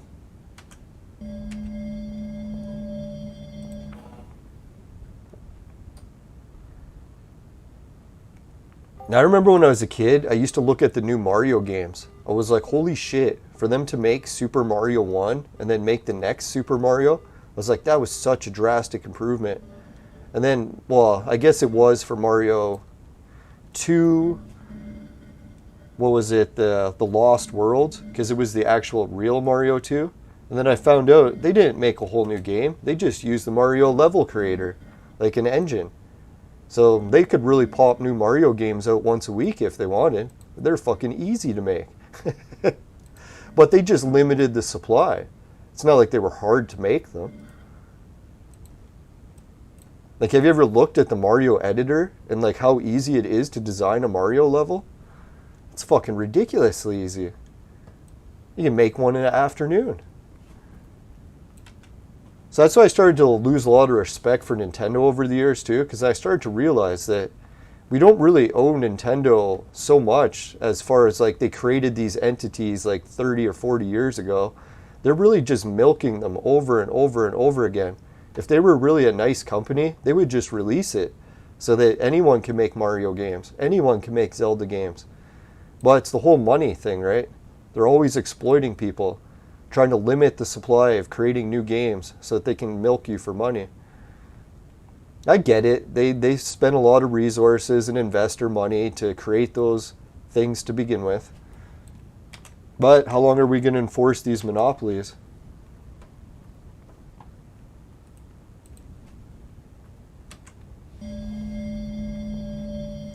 Monopoly.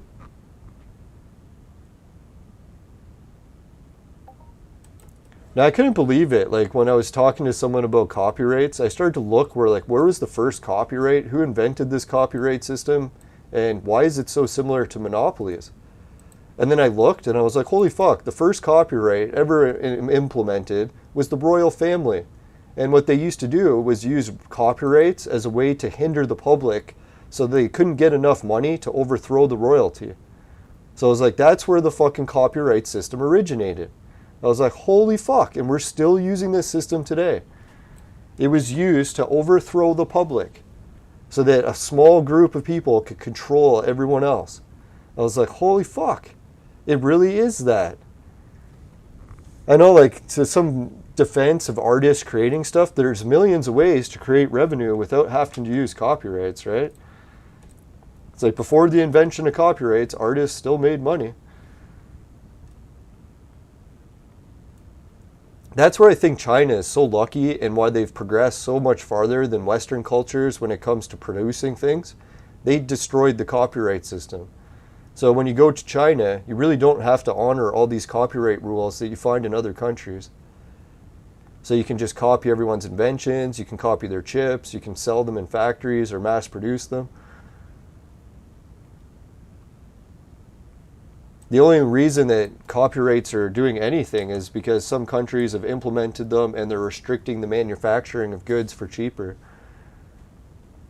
Like, I know people defend or hate on knockoffs and say knockoffs are garbage, you shouldn't buy them and they shouldn't be allowed to be made or sold. Well, a lot of cases you order knockoffs these days, they're actually better.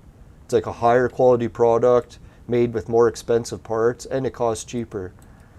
So I'm like, you're really banning something that's actually like the free market. That's what a copyright is. It's banning the free market. Copyright allows one factory to have the exclusive rights to make something, even though every other country or every other factory can make it for cheaper, for less. But they can't because they're blocked by a law creating a monopoly. That's really what happened with our whole drug price situation in the world, if anyone didn't notice that. The whole reason we're even being sold these injections. I know people argue you get them for free, but no, you don't get them for free. The government's paying trillions of dollars out of your tax money, and they're going to raise your taxes. So you'll be paying. Oh yeah, you'll be paying. Unless you're on welfare, then no. Then you'll get it free. So there is an exception. Some people will get it free.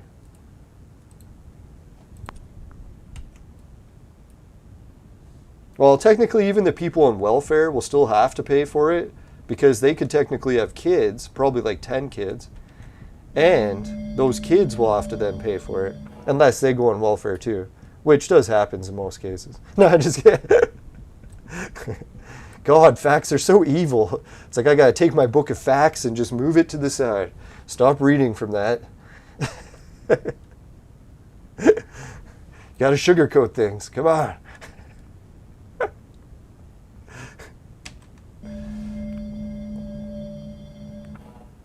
Yeah, we're getting close to the 1.5 hour mark in this stream.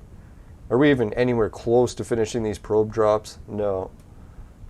It's a shame. I really wanted to do the crafting today. I really wish I could have just switched the missions.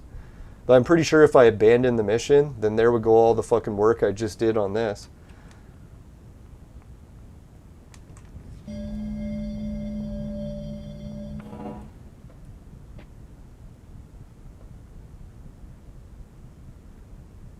Yeah, I'm kind of surprised. Well, I probably walked past quite a bit and just didn't look because I was looking at other shit. But, yeah, it hasn't been a lot of fruit or resources on the ground, right? Oh, fuck. Monkey's attacking me.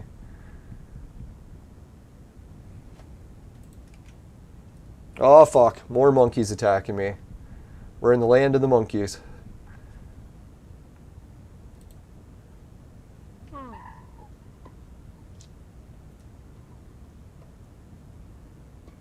Still no fruit.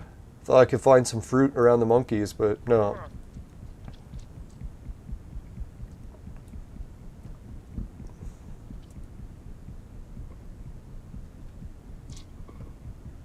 You know, one of the things I like about Entropia is when they do the organization of the map for the, what is it, the mining areas.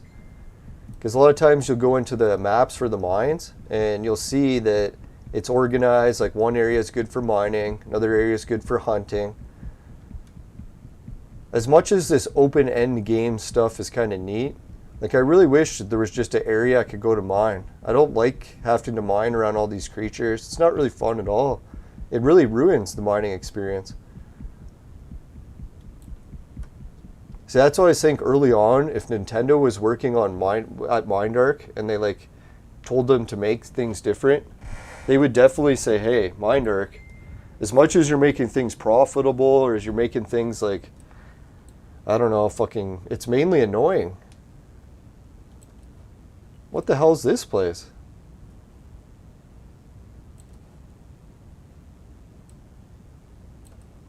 Looks like an unfinished shop, eh? That's kind of fucked up. Has anyone been here before? The unfinished shop?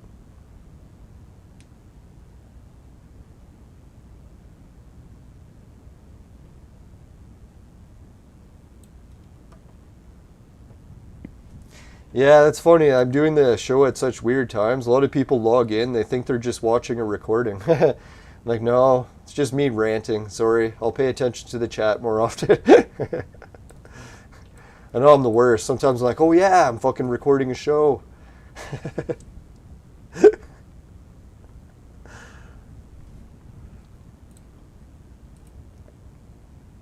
Yeah, so one thing you really got to train yourself to do in general is to make sure that you don't say stuff that's like super awful all the time.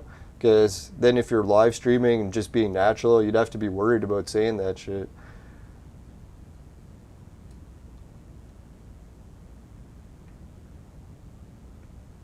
Alright, let's see. If I move in this direction, think I can find anything?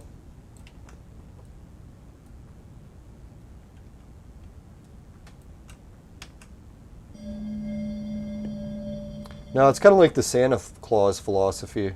How we all lie to our kids and tell them that someone's watching them at all times.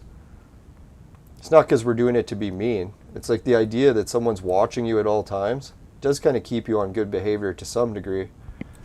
I know some people must be thinking, dear God, this is your good behavior?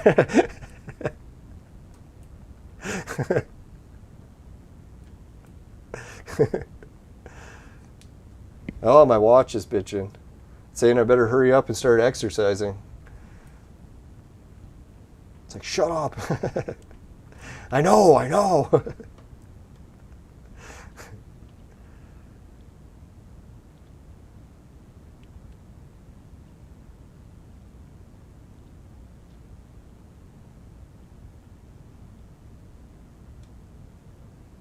Oh, there's some rocks. Finally. Thought I saw some rocks out of the corner of my eye.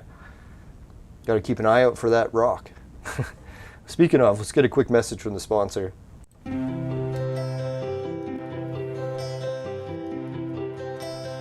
Today's horrible ranting video was brought to you by Crack. Crack. It'll fuck you up. Woo!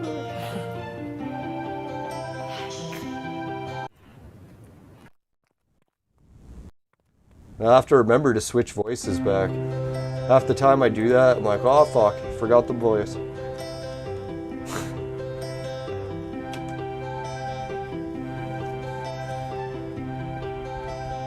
No, not to make fun of crack in specific. The only reason I chose that drug is because it sounds so funny. If meth sounded as funny, I'd probably be making fun of it instead. It's nothing against crack in general. Just want to clarify. I don't want to insult the crack community. No, crack addicts are people too, right?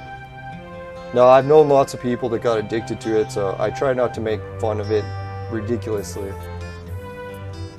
It is a horrible drug, ruins lives.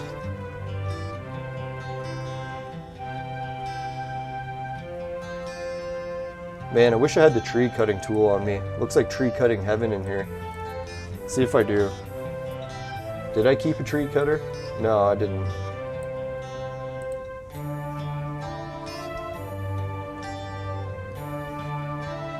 Now that's why some people are asking me if they take different drugs and put it into the vaporizer, would it make oil of those different drugs? And I was like, well, all except for crack or Coke. And they're like, why? Because it would make crack with vapor oil. I don't think anyone would want to go anywhere near vapors from crack. That just doesn't sound good, right? Crack vapors? What kind of exact vapors are coming out of that crack? Woo. Oh, I knew I was forgetting something. Here, I forgot the fucking voice and forgot the screen. You son of a... Now, I really wish I started drinking this morning. I could have blamed it on that. Now, I was looking in the corner of my eye and I kept seeing the clouds. I'm like, what the fuck? What's taking it so long to load? It's like, well, it loads faster when you actually press the load button. Go figure. Hey, Dan Davis is here. Welcome back to the chat, man. Sorry, today's a little bit of an angry rant video in Entropia. Started playing pretty early in the morning. Family's going through a lot of health problems after getting the experimental treatments. But we'll see. We should be able to get through it. So...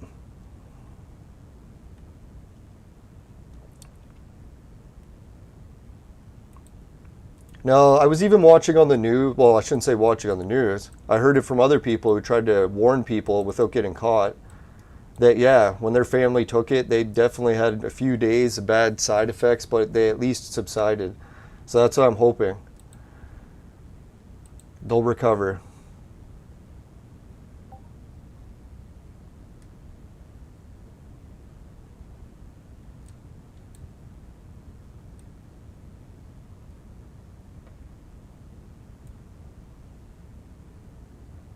Now, I think my family in general just had a bad experience. You know how, like, they show in The Simpsons how Homer hated weed so bad because he had a really bad experience with it his first time? So that kind of just molded his impression how weed was really bad. I don't know if anyone's seen the episode. I think Homer was smoking a joint. I can't remember the specifics. And it was an illegal joint. So when the cops came to bust him, he had to hide the weed. So he hid it in his underwear. And it turned out the drug sniffing dogs, when they sniff weed, they bite at it. So what happened was, when he hid the weed in his underwear and the drug sniffing dogs found it, they bit at his groin.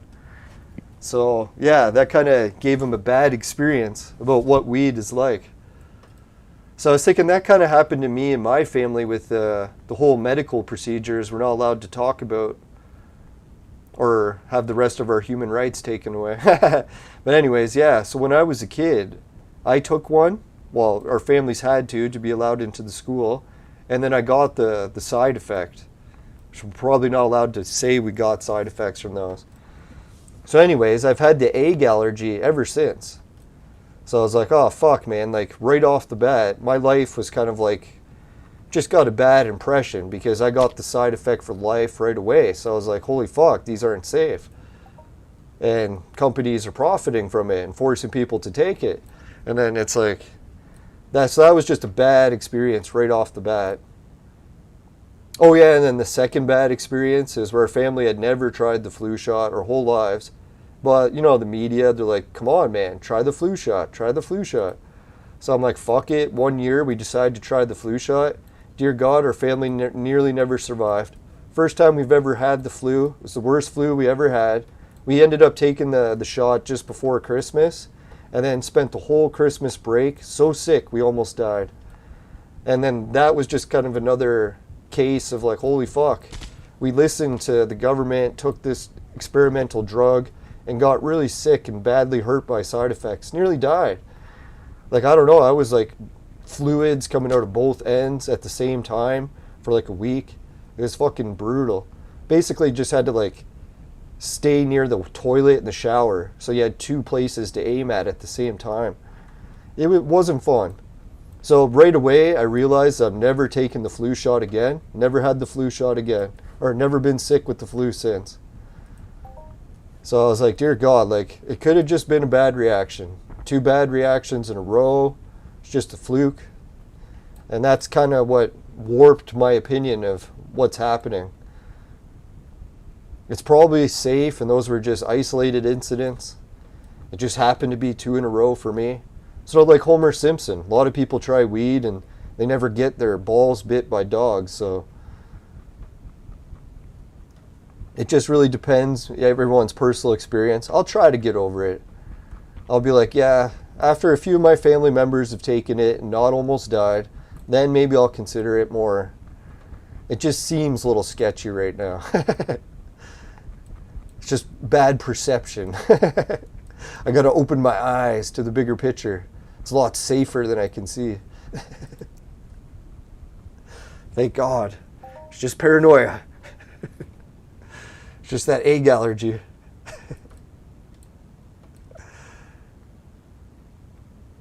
Now, if anyone didn't hear the issues with that egg allergy, it was kind of funny.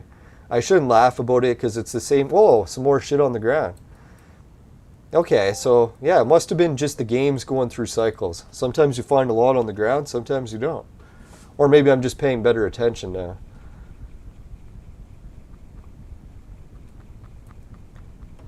No, what was I going to say? Now I got sidetracked by the fucking shit on the ground. Got sidetracked by some shit. Oh yeah, I will be taking these as soon as they seem more safe. Especially if it gets all my human rights back. Like, that's really all I need to see. As long as some people take it, survive without really horrible blood clots, then I'll be like, okay, maybe it's safe enough for me. Oh yeah, that was the allergy thing I was going to talk about. I don't know, I shouldn't say that this is true. I've just heard it is by reading various medical articles. And medical articles are always going to be a thing of opinion, right? Because each doctor has his own second opinion. But anyways, the same thing with the gluten allergy was related to the injection allergies. They started to realize that, you know, when you're a kid and you get caught smoking, one of the cures some parents will go for is giving the kid a carton of cigarettes and making them smoke the whole thing. And people might laugh and be like, oh, that's stupid. Why would parents do that? It would never work.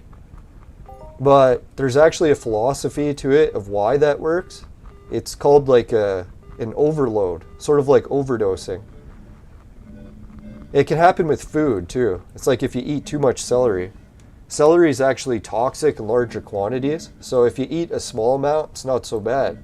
But if you start like plowing it back, you can actually get so sick of celery that you can never eat it again.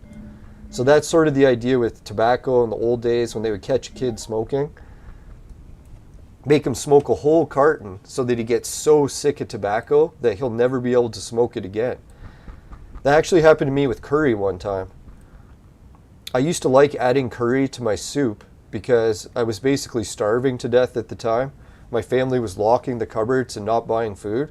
So I was like, holy fuck, man, I couldn't get any food. So when I did get food, it was really bland and I had to add spices. So I was like adding curry and stuff to it. So what happened was I was making the soup and fucking adding a little dash of curry. And what happened is the fucking curry lid fell off. So like half the container of curry went all into the soup. I was like, son of a bitch, I'm fucking starving here and it's my only food. So I had to try to eat it even though there was way too much curry in it. I even tried to like scoop as much out of the top and throw it in the sink, but still a lot got into it. So what I did is I ate the soup and I became allergic to curry. I literally couldn't even smell curry or I'd fucking like start gagging. And when I started to realize that's our body's natural reaction. If you get too much of something, it'll reject it. So that's where gluten allergies come from. Gluten is if you eat too much of gluten, you become allergic to it. So that's why it's like they say people want gluten-free food. So you're not eating something that you're fucking allergic to because your body's had too much of it. No, that's what gluten is. It's the excess. Literally, you can take anything and make gluten out of it. All you have to do is throw it in a milling machine, and whatever the excess is that didn't go through the miller, that's labeled gluten. I know some people say it's an actual chemical. I've heard of that too, but I don't know, just by like the wording terms, that is what gluten is. And that's how you get corn gluten. That's where the gluten is people are allergic to from wheat gluten. Same thing, the milling process. Yeah, so in the old days, they didn't realize this whole idea that too much of something would cause an allergic reaction. So when they started making the first batch of, I forget, it was like polio doses or whatever, they were using chicken eggs. You know how they have to use egg embryos for the vaccines in some cases. So anyways, what happened is all the people that got the injection, their bodies took the chicken embryos that were in the needle and treated it as an overdose. They're like, oh fuck, the chicken embryos made it right into our blood. How many fucking chicken eggs did we eat? Right? So then a lot of people got the raw egg allergy. So that's what happened to me, is I can't eat raw eggs. I can eat them, but my body will reject it. Which is funny, because I can eat cooked eggs and it has no problems. So yeah, what the doctors decided to do after is they started to make all the vaccines out of different animal species that we don't normally eat. So that way we won't be allergic to it. So what they'll do is they'll make it out of monkey embryos or dog embryos, and then pray to God that we don't eat donkeys or monkeys or dogs. So that's why I was starting to wonder, like, how many different things are they injecting us with now? I think the new thing, they said they were using sharks. So technically, as long as you don't eat sharks, you should be okay, right? I don't know, this is probably bad health advice. It's not real health advice. I'm just repeating some of the journals I read. I don't take it as advice. You can read the journals yourself and make up your own mind. Yeah, so that's where some of the hesitancy comes from me. Like, I've already had the allergy once, and I start to hear all these autoimmune issues, and that really is your body having an allergic reaction to itself, right? So what are you injecting into yourself that's causing your body to have an allergic reaction to itself? It's pretty fucked. Or it could be the diet thing too. They were saying a lot of hormone imbalances. Once you start getting so low in animal hormones, your body will start to break down. And one of the things that you get is autoimmune disorder. So you often hear of people that are like allergic to cats and stuff, or they'll have really bad allergies. They'll eat some iron, like liver, and replenish their body's hormones, and all of a sudden they're not allergic to cats anymore. So I was thinking, that's pretty funny, eh? We always assumed there was no way to get rid of allergies, but now they're starting to learn it's actually deficiencies in certain things that result in it.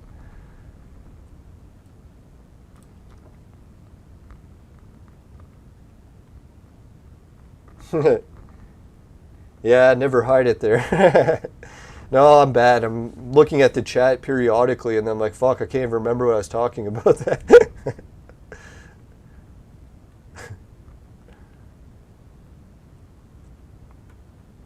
No, so I'm not totally against the idea of like injecting drugs to cure stuff. Hopefully in the future they will actually make like a super vaccine that'll cure every disease. I'm just worried there's a couple experimental ones in the process and I don't want to get caught up in that. So I'm not like against the technology of it or anything. I agree that some vaccines can work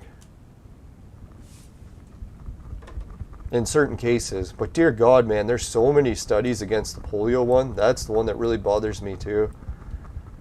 It's like, I don't know, everyone talks about how great the polio thing worked, and then you crack open the fucking actual books about the facts and see how the polio shit went down. It doesn't go down anything like the fucking vaccine salesmen are saying. No, what happened is polio used to be rampant, right? Kill a lot of people. So they tried to find different ways to get rid of it. And one of the ideas was vaccines, and another idea was clean water. So what happened is they started doing the vaccine thing. Didn't help at all. But they started doing the water, and all of a sudden it did. So then some of the vaccine salesmen are like, hey, look how great the vaccines are working. And then the plumbers are like, no. The fucking polio was still rampant, even with the vaccine. It wasn't until we actually cleaned the water. They're like, it doesn't matter how many fucking injections you take. If you drink sewage, you will get polio. So they were trying to say that, like proving it. Like, hey, if you drink this sewage, no matter how many injections you get, you're still going to get polio. And then people tried to argue it for quite a while. So where this argument continued is in India, because in India, everyone was still drinking sewage, and it was modern times, and they were getting all the polio shots, and they fucking still had rampant polio. So everyone was like, holy fuck, they started actually giving polio at gunpoint, like the vaccine, because they're like, the parents are refusing it, because they can see that no matter how many shots they take, they keep drinking sewage, they keep getting polio. So there's no real point to get the injection. And it was causing a lot of side effects, debatably. If you ask the people of India, it was. If you ask our health officials, no, it was something random, just happened by coincidence. Yeah, so what happened eventually in India is they got clean water. Like just recently, the last few years, a lot more stores are selling clean water for cheap. So even poor people can get access to clean water. Guess what happened? All of a sudden the polio rates vanished in India. So I was like, oh, what do you know? It's like, I guess it was the clean water after all. But no, they'll try to argue and say it was the fucking injections. Which I'm still very skeptical, because if you inject polio vaccines and drink raw sewage, I'm pretty sure you still get polio. I don't want anyone to test that theory, but now, so even the drug makers have to admit that. None of these vaccines are actually 100% effective. They all admit that they're just hoping it reduces it. It's not actually going to cure it, so. That's how I was kind of worried about tetanus, too. So I started to wonder that. I'm like, if polio is like so questionable, how many of these other ones can be questionable, too? Now, I got up to date on my tetanus because I got injured and I had a lot of bad cuts with a lot of dirt in them. So I was like, yeah, I'll get my tetanus update. But to be honest, after getting that tetanus update, I did feel like shit and I still haven't recovered. Well, it could be related to the injury too.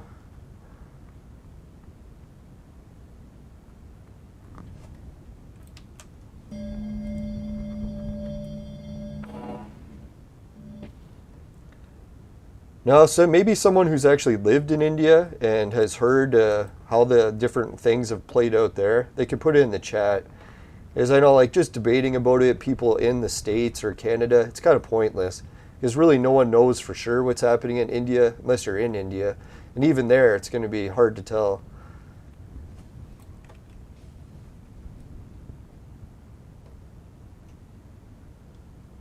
No, I was thinking if I lived in India and I still had risk of catching polio because I had a hard time getting clean water, I would still take my chance with the vaccine. Because I was thinking, dear God, like I'm drinking sewage here. I might as well do everything I can in my power to try to prevent catching it. But if you're already drinking clean water, I'd be like, what the fuck? At that point, what is the risk of catching polio? Almost like 1 in trillions? Unless someone happened to fucking shit in the bottle of water you drink. That could happen, right? Like, someone could, like, they show those store things where people go into stores and contaminate bottles, put it back on the shelf.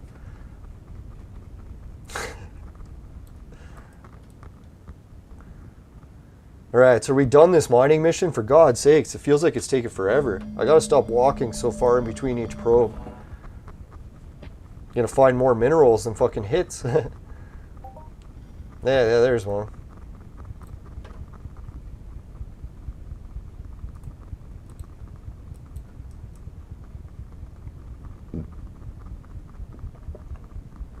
Man, this was a lot of mining we did and not really anything good mining finds, right? Normally with this miner or finder, I usually don't get too many big ones. I have gotten the occasional big one, but it's rare. And every time I've gotten a big one, I think it was usually in like a specialty area, like either on FOMA or in Hell. Have had a few near globals. And that's wild too, because you're only dropping 1 probe at a time, and you still have a chance for a good loot. I know people underestimate the rookie finder. I'll show everyone the one I'm using. This one was one that was sold in the trade terminal many, many years ago. but they took it away from the trade terminal because they realized it was much better than all the other ones. And it only drops or uses one probe. So whenever you do a probe drop, it only costs one. Whereas if you do other probe drop tools, it's usually hundreds of probes or 10 probes, whatever it is. And people will say, obviously, it's dropping less probes, but it doesn't go as deep. Like you can see the depth that it goes and compare it to a normal finder. The catch to that is I unlock the enhancer slots. So I can just drop depth enhancers. So I can put 2 depth enhancers, and all of a sudden this one probe drop will be going deeper than even a probe that goes cost 10 probes. So if anyone's wondering why I use these finders, I don't know. I haven't priced enhancers lately. I heard they changed the enhancer pricing market, so I'll have to check to see if it is still feasible to put enhancers on here and actually make a killing mining. No, for what I was doing, I would put like an enhancer, use it in hell, and an amp, and I would manage to global. I was like, what the fuck? Just dropping one probe at a time. So it's kind of nice to have a finder that just uses one probe, especially for these missions, because it only counts each probe drop. It doesn't care how much it's costing me in ammo burn, as long as one drops. Oh yeah, did I mine or loot everything? Yeah.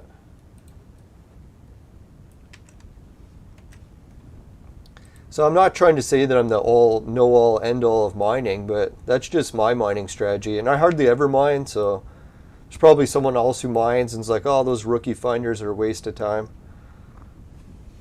But I don't know, the main reason I got into the rookie finders also is I can profit using it. Where I found with the bigger mining tools, it was very, very rare to profit. So yeah, it kind of sucks that I'm like mining and I'm getting all these small finds, but hey, if I'm profiting and it's small amounts, it's better than losing. That's just how I see it. I know some people are all about the chance of getting huge amounts, but I'm okay with small amounts of profit. Keeps me happy. You notice these like little amounts of profit is actually more enjoyable than when I was winning on the crafting machine, because I fucked myself over at losing the mission. I still can't believe I spent so much and didn't do the mission. Oh well. That's one thing I should do maybe, is play Entropia a little bit later in the day so that I'm not so riled up and full of energy and forgetting shit. Is it just me, or is there a lot of water in this area? Like milky or whatever? I was gonna say, that was like 3 finder drops in a row. Sounds like my Facebook is going off the clock. I don't know what's happening. Hopefully not someone died. That's one thing I hate about checking Facebook, is one day I checked Facebook and I found out about a friend dying. I was like, oh fuck, there's that anxiety again. No, one time I found out that a friend died over the telephone, and then I couldn't use telephones for like years because I started to get bad anxiety just going near a telephone. So I was like, fuck. Tried to explain it to like government offices. I'm like, yo guys, if you're calling me on the phone, it's not working because it's like piquing my anxiety. Like just get a hold of me by email or text or something. And God, would they ever refuse it? And I'm like, guys, like I have a serious medical condition here. I've like already talked to doctors about it. Are you gonna acknowledge it or just fucking keep demanding shit that I can't do? And then eventually they actually changed their office policy. I don't know if it was because of me, but I just flatly refused. And then I called the health minister. I'm like, hey, I have a fucking legit health concern, and this government office will not speak to me unless they void my doctor's orders. So I'm like, are they going to listen to my doctor's orders or what? So I sent that to the health minister, and the government office changed their policy. They said, yeah, people that can't use the phone, you can get a hold of us this way now. I was like, oh, how nice. All it took was a fucking call to the fucking health minister. Fucking pieces of shit. That's what I was thinking. Really, injured people are at the position where they have to contact the fucking health minister just to get the fucking government to do their goddamn job properly. But that's really what it comes down to. If you want the government to do something, don't just bitch about it. It's really up to us to fix it, because we are the government. It's like we give them all the orders of what to do. They don't just make it up on their own. Yeah, so I started to notice that with the city. Every time the city's falling behind in something, oh, here's some shit on the ground. I don't bother just like bitching about it on the internet anymore. I'll just call the city or send them an email. Be like, yo guys, you missed something here. You know what they do? They email me back and say, thank you. Yeah, we did miss that. We'll get it right away. So it's like, holy fuck, here this whole time I've been bitching about shit on Facebook or social media. All I had to do is get it done. No, that's how I was thinking. In a lot of cases, I know it's probably a mean thing to say, but communities that are having a lot of bad experiences with police, really, it's going to be self-reform, right? Like, police aren't randomly going out and picking on people for no reason, as much as the media tries to portray that. I know they're not doing it because they're racist, because the police are fucking multicultural. The idea that a multicultural police force is all of a sudden turned racist is kind of asinine. It's an oxymoron. Like, really, how could multicultural people just all of a sudden become racist? It doesn't make any sense. Because they are multiple races, right? It's fucked. But yeah, that's what's going around on the media these days. That's what the union actually preaches. I was surprised. They came up with a whole article about that. I was like, really? You're blaming the police? I was like, the police are part of your union. Surprised you're turning on your own.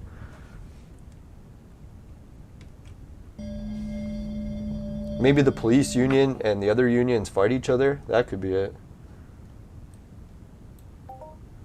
Oh, we found some sweet stuff. Yes! Try to enjoy the little things.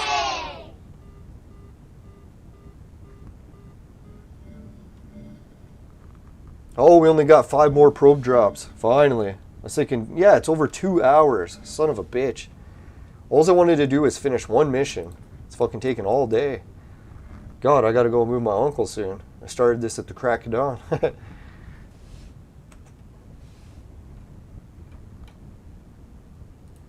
Now, if anyone else is going through a lot of like hard times with the economy and the lockdowns and I guess the pandemic too, then yeah, try not to get too overwhelmed by it. Find some healthy ways to vent.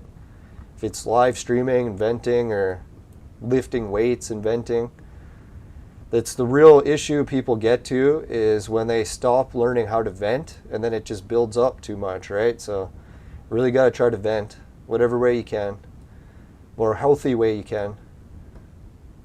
I don't know if anyone else has got ideas how they like to vent. Yelling and swearing, yeah, that's another good one. I don't know what it is, like something about yelling and swearing when you stub your toe. It just releases a lot of the built up pain, right?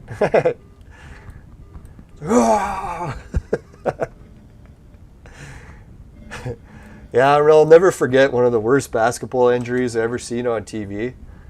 Is when Jorge Garbajosa, my favorite player at the time too, he was going in for a dunk, and one of the other players, real fucking jackass move. I don't know how he wasn't suspended from the league for it. You know how like players go up to dunk, and sometimes they'll foul him, like hit him or something? Well, this player, and this was a breakaway too, like the player was just going up for a breakaway dunk. This guy runs up from behind, grabs him from behind, and just fucking barrel hugs him, like hugs him, so that when he came down from the dunk, he had all of his weight plus all the weight from the other guy on one leg, and it just fucking snapped his leg in half like a toothpick, like right at the shin bone. And he just laid on the ground and yelled like you wouldn't believe. It was like a caveman yell, like roar! But he didn't cry or anything, so I was like, it seemed like that yelling seemed like it helped vent a lot of the pain. So he's probably good. I know it was sad. His leg never healed. It's like he even came back like a year later and tried to play. And they took him out of the game, x-rayed his leg, and it was still broken. So he was even trying to play on a broken leg. It never healed. And I can't remember which player it was that did it to him, but I don't know if they did it on purpose, but like What did you think would happen if you barrel hug someone going in for a dunk? Like, that was a fucking real low blow move. Hopefully he just did it by accident. Some players do that, like they try to catch someone from falling. But to just like let go of all your weight, barrel hug someone, and make them catch you from falling on the dunk, that is fucked. Yeah, I'll never forget that injury. And that was right before we went into the playoffs when we were favored to win. And all of a sudden, that one of our best players done for the season, that was the end of our playoffs. I'm surprised other teams don't do that when like LeBron James is just dominating them. Like they'll take a Raptors player out of the game, but they don't try that to the other players.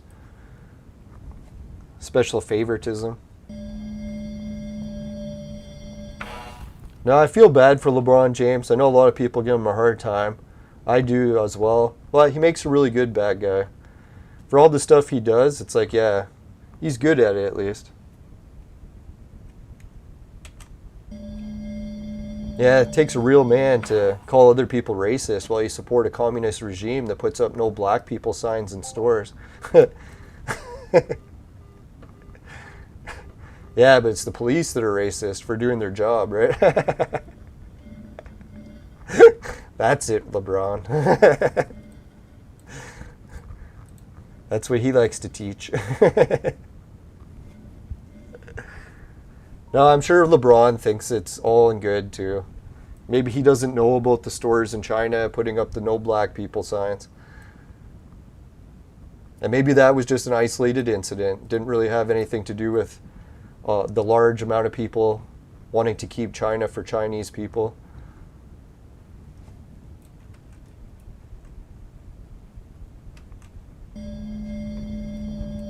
No, I was thinking, like, ooh. Oh, another fate. Oh, we're one probe away. Yes. Let's do the one last probe and wrap up this episode. We'll go and get the reward. Hopefully I didn't fuck it over. I'm trying to think, was there 2 rewards I was supposed to get? Probably. Alright. We got the reward. Let's see if they give us anything here, too. Oh, yeah. We found a deed as well. Some more crude oil. So despite not having an oil rig, we still got some oil on this planet. We just gotta mine it, like the old days.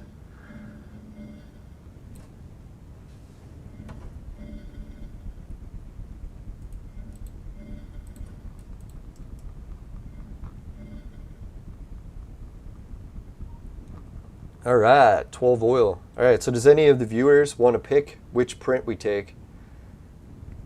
We're down to 1 viewer, so you get the one and only pick if you're by a keyboard. If not, I'll just have to pick. I don't want the bikini. I don't want the mankini, because we already have lots of those. But the trousers, bracers, or boots. I could check and see which ones I already have. Then we could see the markup on them. Oh yeah, we got these prints. Useless prints. Fuck. Yep, that one's useless, and that one's also useless. Alright. Oh yeah, I forgot to check how useless this one is.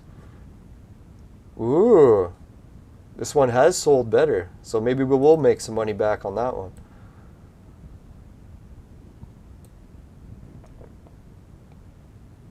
So, Stellbringer, bracers or boots? Voodoo bracers. We'll see what the markup value is on this. 4,000. That's a good one. All right, let's check the boots. Isn't it good once you have a bunch of them? Then you can actually just check the markup. Oh, so the boots. Boots is almost double or 6,000% markup. So we'll go with that one. I don't know, maybe the trousers is better. Did I already look at that one? It's probably one I haven't picked yet. I don't recall picking the trousers.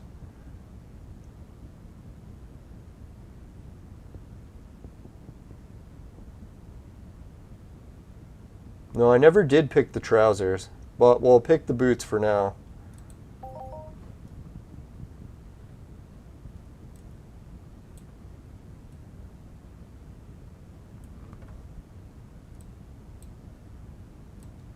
I'm surprised it just doesn't stack them, right? Like if you got a stack of them already.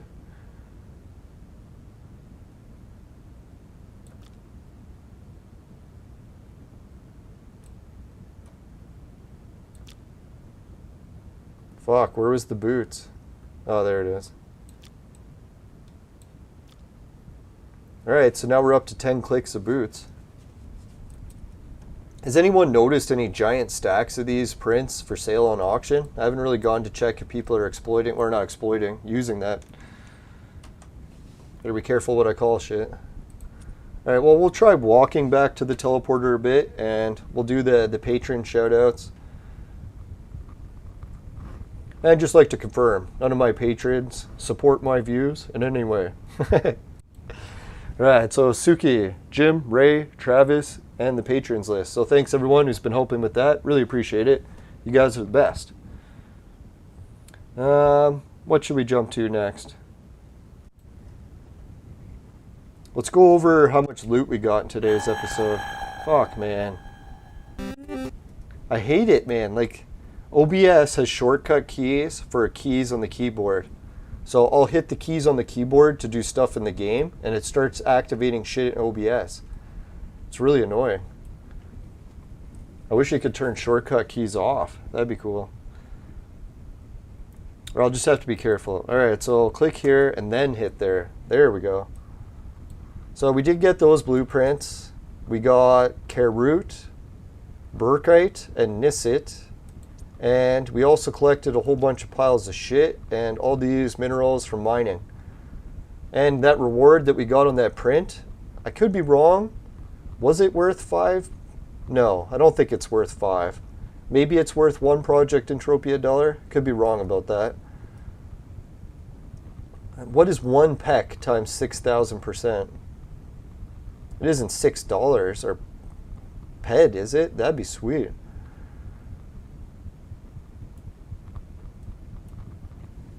Yeah, so what I'm going to do is I'll run back to a teleporter, and once I've made that my destination, then tomorrow we'll finish the crafting, and I'll try not to forget the mission. If any one of the viewers want to log in and remind me to get the mission, because dear God, I'll forget.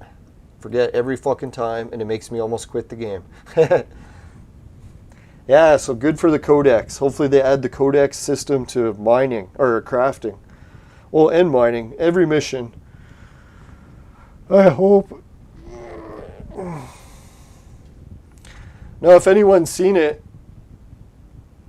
oh yeah, there's actually a trick, Shelly. Well, I probably shouldn't tell you this trick because you're too young to be using it, but you already installed it anyways.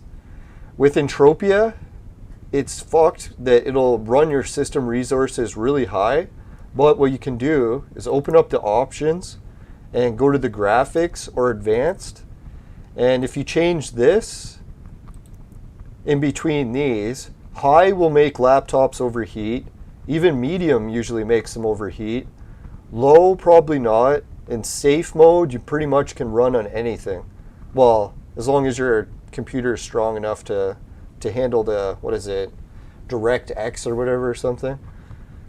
But anyways, yeah, so if you're having overheating issues, you can change the general graphics quality. And what I usually do is put the graphics general all the way down to safe or custom or low. And then I'll go over to advanced and I'll turn my avatar up to very high. Because that's the only thing that I really care to look at during the game is what my avatar looks like and other avatars. I don't really care what the backgrounds look like. So that's why I'll turn my avatar up to very high and turn everything else to low. Holy shit, you tried that and it's still overheated. Wow. Isn't that fucked? Entropia is like a 20-year-old game. Like, how the hell is it not able to run on a laptop? They should be ashamed of that.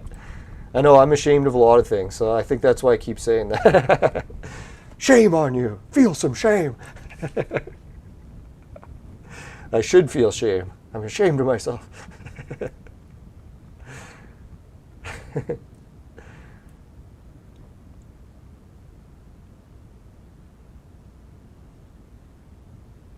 I remember one day I was working in the service industry and I was walking into the guy's change room because I had to change.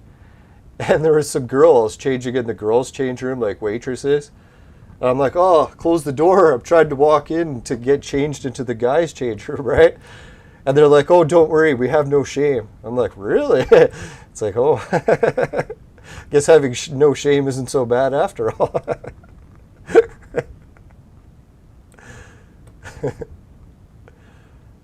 God, I miss that job. Something about working with a whole bunch of waitresses helps boost your spirits, right? Yeah, the after parties with waitresses, dear God, I swear, working in the service industry is worth it just for that. Yeah, that's how I was kind of thinking. You know how many times in life you do a really shitty job, or you go to a really shitty school, or you take really shitty classes, just so that you can have an excuse to hang out with hot babes? And a lot of cases, those excuses just aren't working anymore. Like if you work in the service industry so that you can party with a whole bunch of waitresses after work, now you're working in the service industry and you can't party with them. So it's like the whole job in essence is kind of pointless to even keep it anymore, right? Not that everyone that works in the service industry is just in it for the partying, but dear God, there's some good parties, right? Now, I noticed that with a lot of students too. Like a lot of students secretly, well, not even really that secret, in Canada, they're just writing off a lot of student loans. So what students do is they go to any school that has the best parties. They don't care about whatever courses they pick. They get a giant student loan and then they just go out drinking and partying and like never going to class, and they're just blowing all their student loan money. And they know they can because Justin Trudeau will just write it off. And they said a lot of places, like they're getting students that just don't want to sign up because that was their whole intention. So like, why would I sign up to a school now if the school is closed and it's only online classes? Like the only reason they were even going was so that they could go to the parties. They didn't give a shit about the classes or the student debt, ever having to pay it back because they wouldn't have to. I don't know if like the States has started to do that with your student loans, but it creates a fucking cesspool of corruption. I know they were even joking, well, not joking, there was articles that came out in Canada that most women or mothers started to realize that if they sent 5 daughters to college or university, 4 of them would come back with a useless education and an STD and debt for the rest of their life, and 1 of them would be a success. So they're like, the ratio of the kids actually succeeding, going to these colleges and universities, was like so low in some cases that parents were like, fuck it, we're not even sending the kids anymore, right? Like, why are we sending them to these schools? So that they can get drunk and party nonstop and just run up a whole bunch of debt for the government? It's fucked. Not even for the government, they're running up the debt for the taxpayers. So not that all students were doing that, but that's what this lockdown has started to create. You're seeing a giant void of people going, no way am I signing up for this school, because the only reason I was going to sign up was so that I could get drunk and party with all the students. Or they might just want a legit education. Education. Now, I started to laugh at the student loan system because some of my friends were even exploiting it. I know one of them, he's like, fuck it, man. I'm not doing anything to do at the school. He's like, I'm just getting the loan and going to blow the money on Xbox and Xbox games and partying. He's like, I didn't even go to 1 class. I was like, wow, man. It's like, that's how you really milk the system, right? It's like, I'm not paying any of this back. Justin can.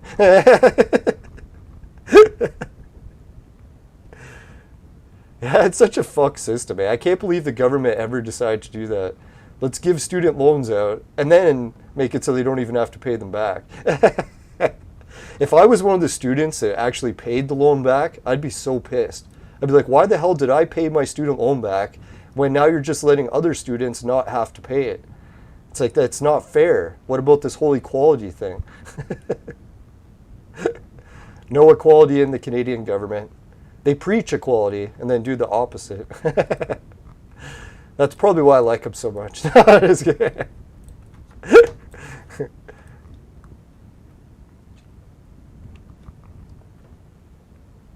All right, I'm pretty sure I'm going to get a few dislikes for this episode, even though I didn't share it. But yeah, thanks everyone who did tune in. I appreciate it. Strawberries.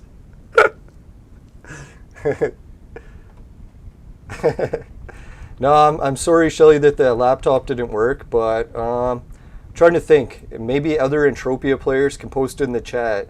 What is like the minimum system requirements for the game now? I know it says it on their website, but I mean like actual specs for a computer. Like if you buy a gaming laptop, what's like the lowest end spec laptop you could buy? Because yeah, you don't want to spend a whole bunch of money investing in a computer just to play Entropia and then find out you don't like the game. Because the game has a really high turnover ratio. Like I'd say 99% of people that play it quit after the first like day. Pretty much only like severe gambling addicts or usually people that are on disability, they'll get hooked more easily because people on disability are desperate for any way they can like interact with the real world still. Like, dear God, if I end up in a wheelchair, I'll be playing this game nonstop. It's really a lot of people's only choice for getting outside and interacting in like a huge environment with real money and real people. And it's free to interact. So anyways, yeah, good luck, Shelly. Hope you get the game going. And well, it could be a good idea just to wait longer because I know you're getting your parents to share an account with you or whatever, but not even sure the legality of that. I think your parents will have to play the game and you'll just be allowed to watch. If anyone asks, right? No, I'm not preaching breaking the rules. Definitely follow the rules. All right, so let's see here. Let's go to, we did the sponsor, affiliates. No, we didn't do the affiliate links, so let's do those next. If I can find it on this list. I'm looking right at it and can't see it. All right, Patreon. If you want to help out with that, appreciate it. Society 6, finishing quick is my specialty. Comes on t-shirts and bed sheets. Both popular with the ladies. Hideout TV, pays you to watch videos. Swagbucks to shop online. GameKit to play games. And free Bitcoin as a wallet system for cryptocurrencies. It's a free wallet, and they also have loot boxes you can open for free every hour or every day. Even a Wheel of Fortune spin.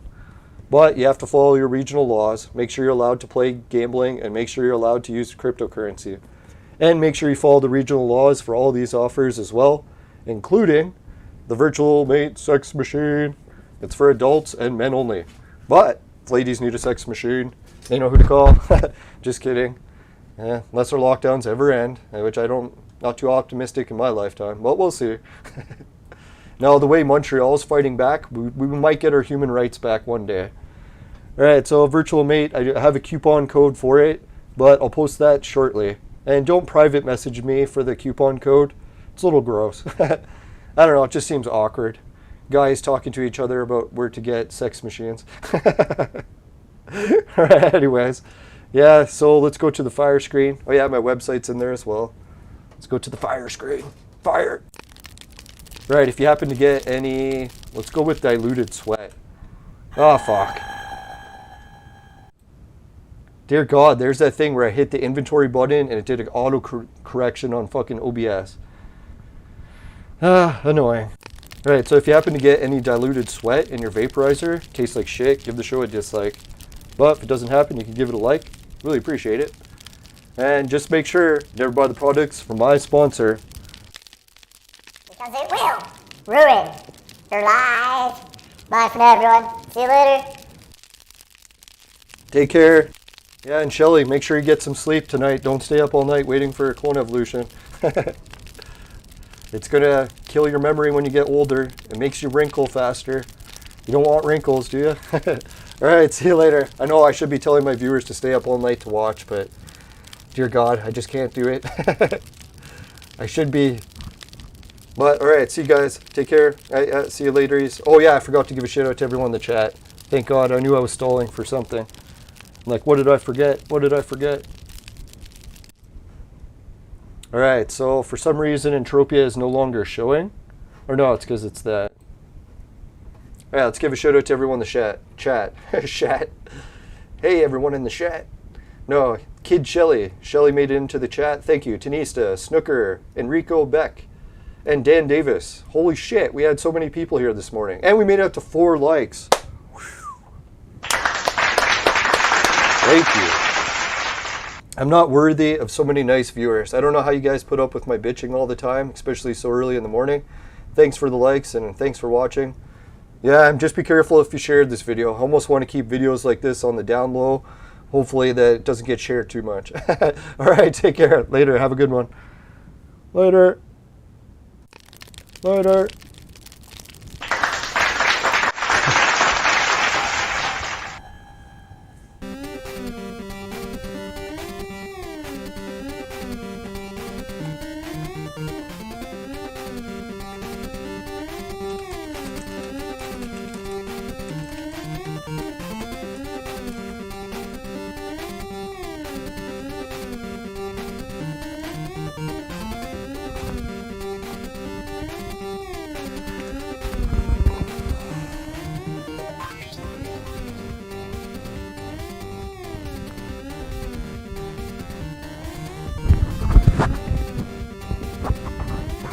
Yep, see you everyone. Forgot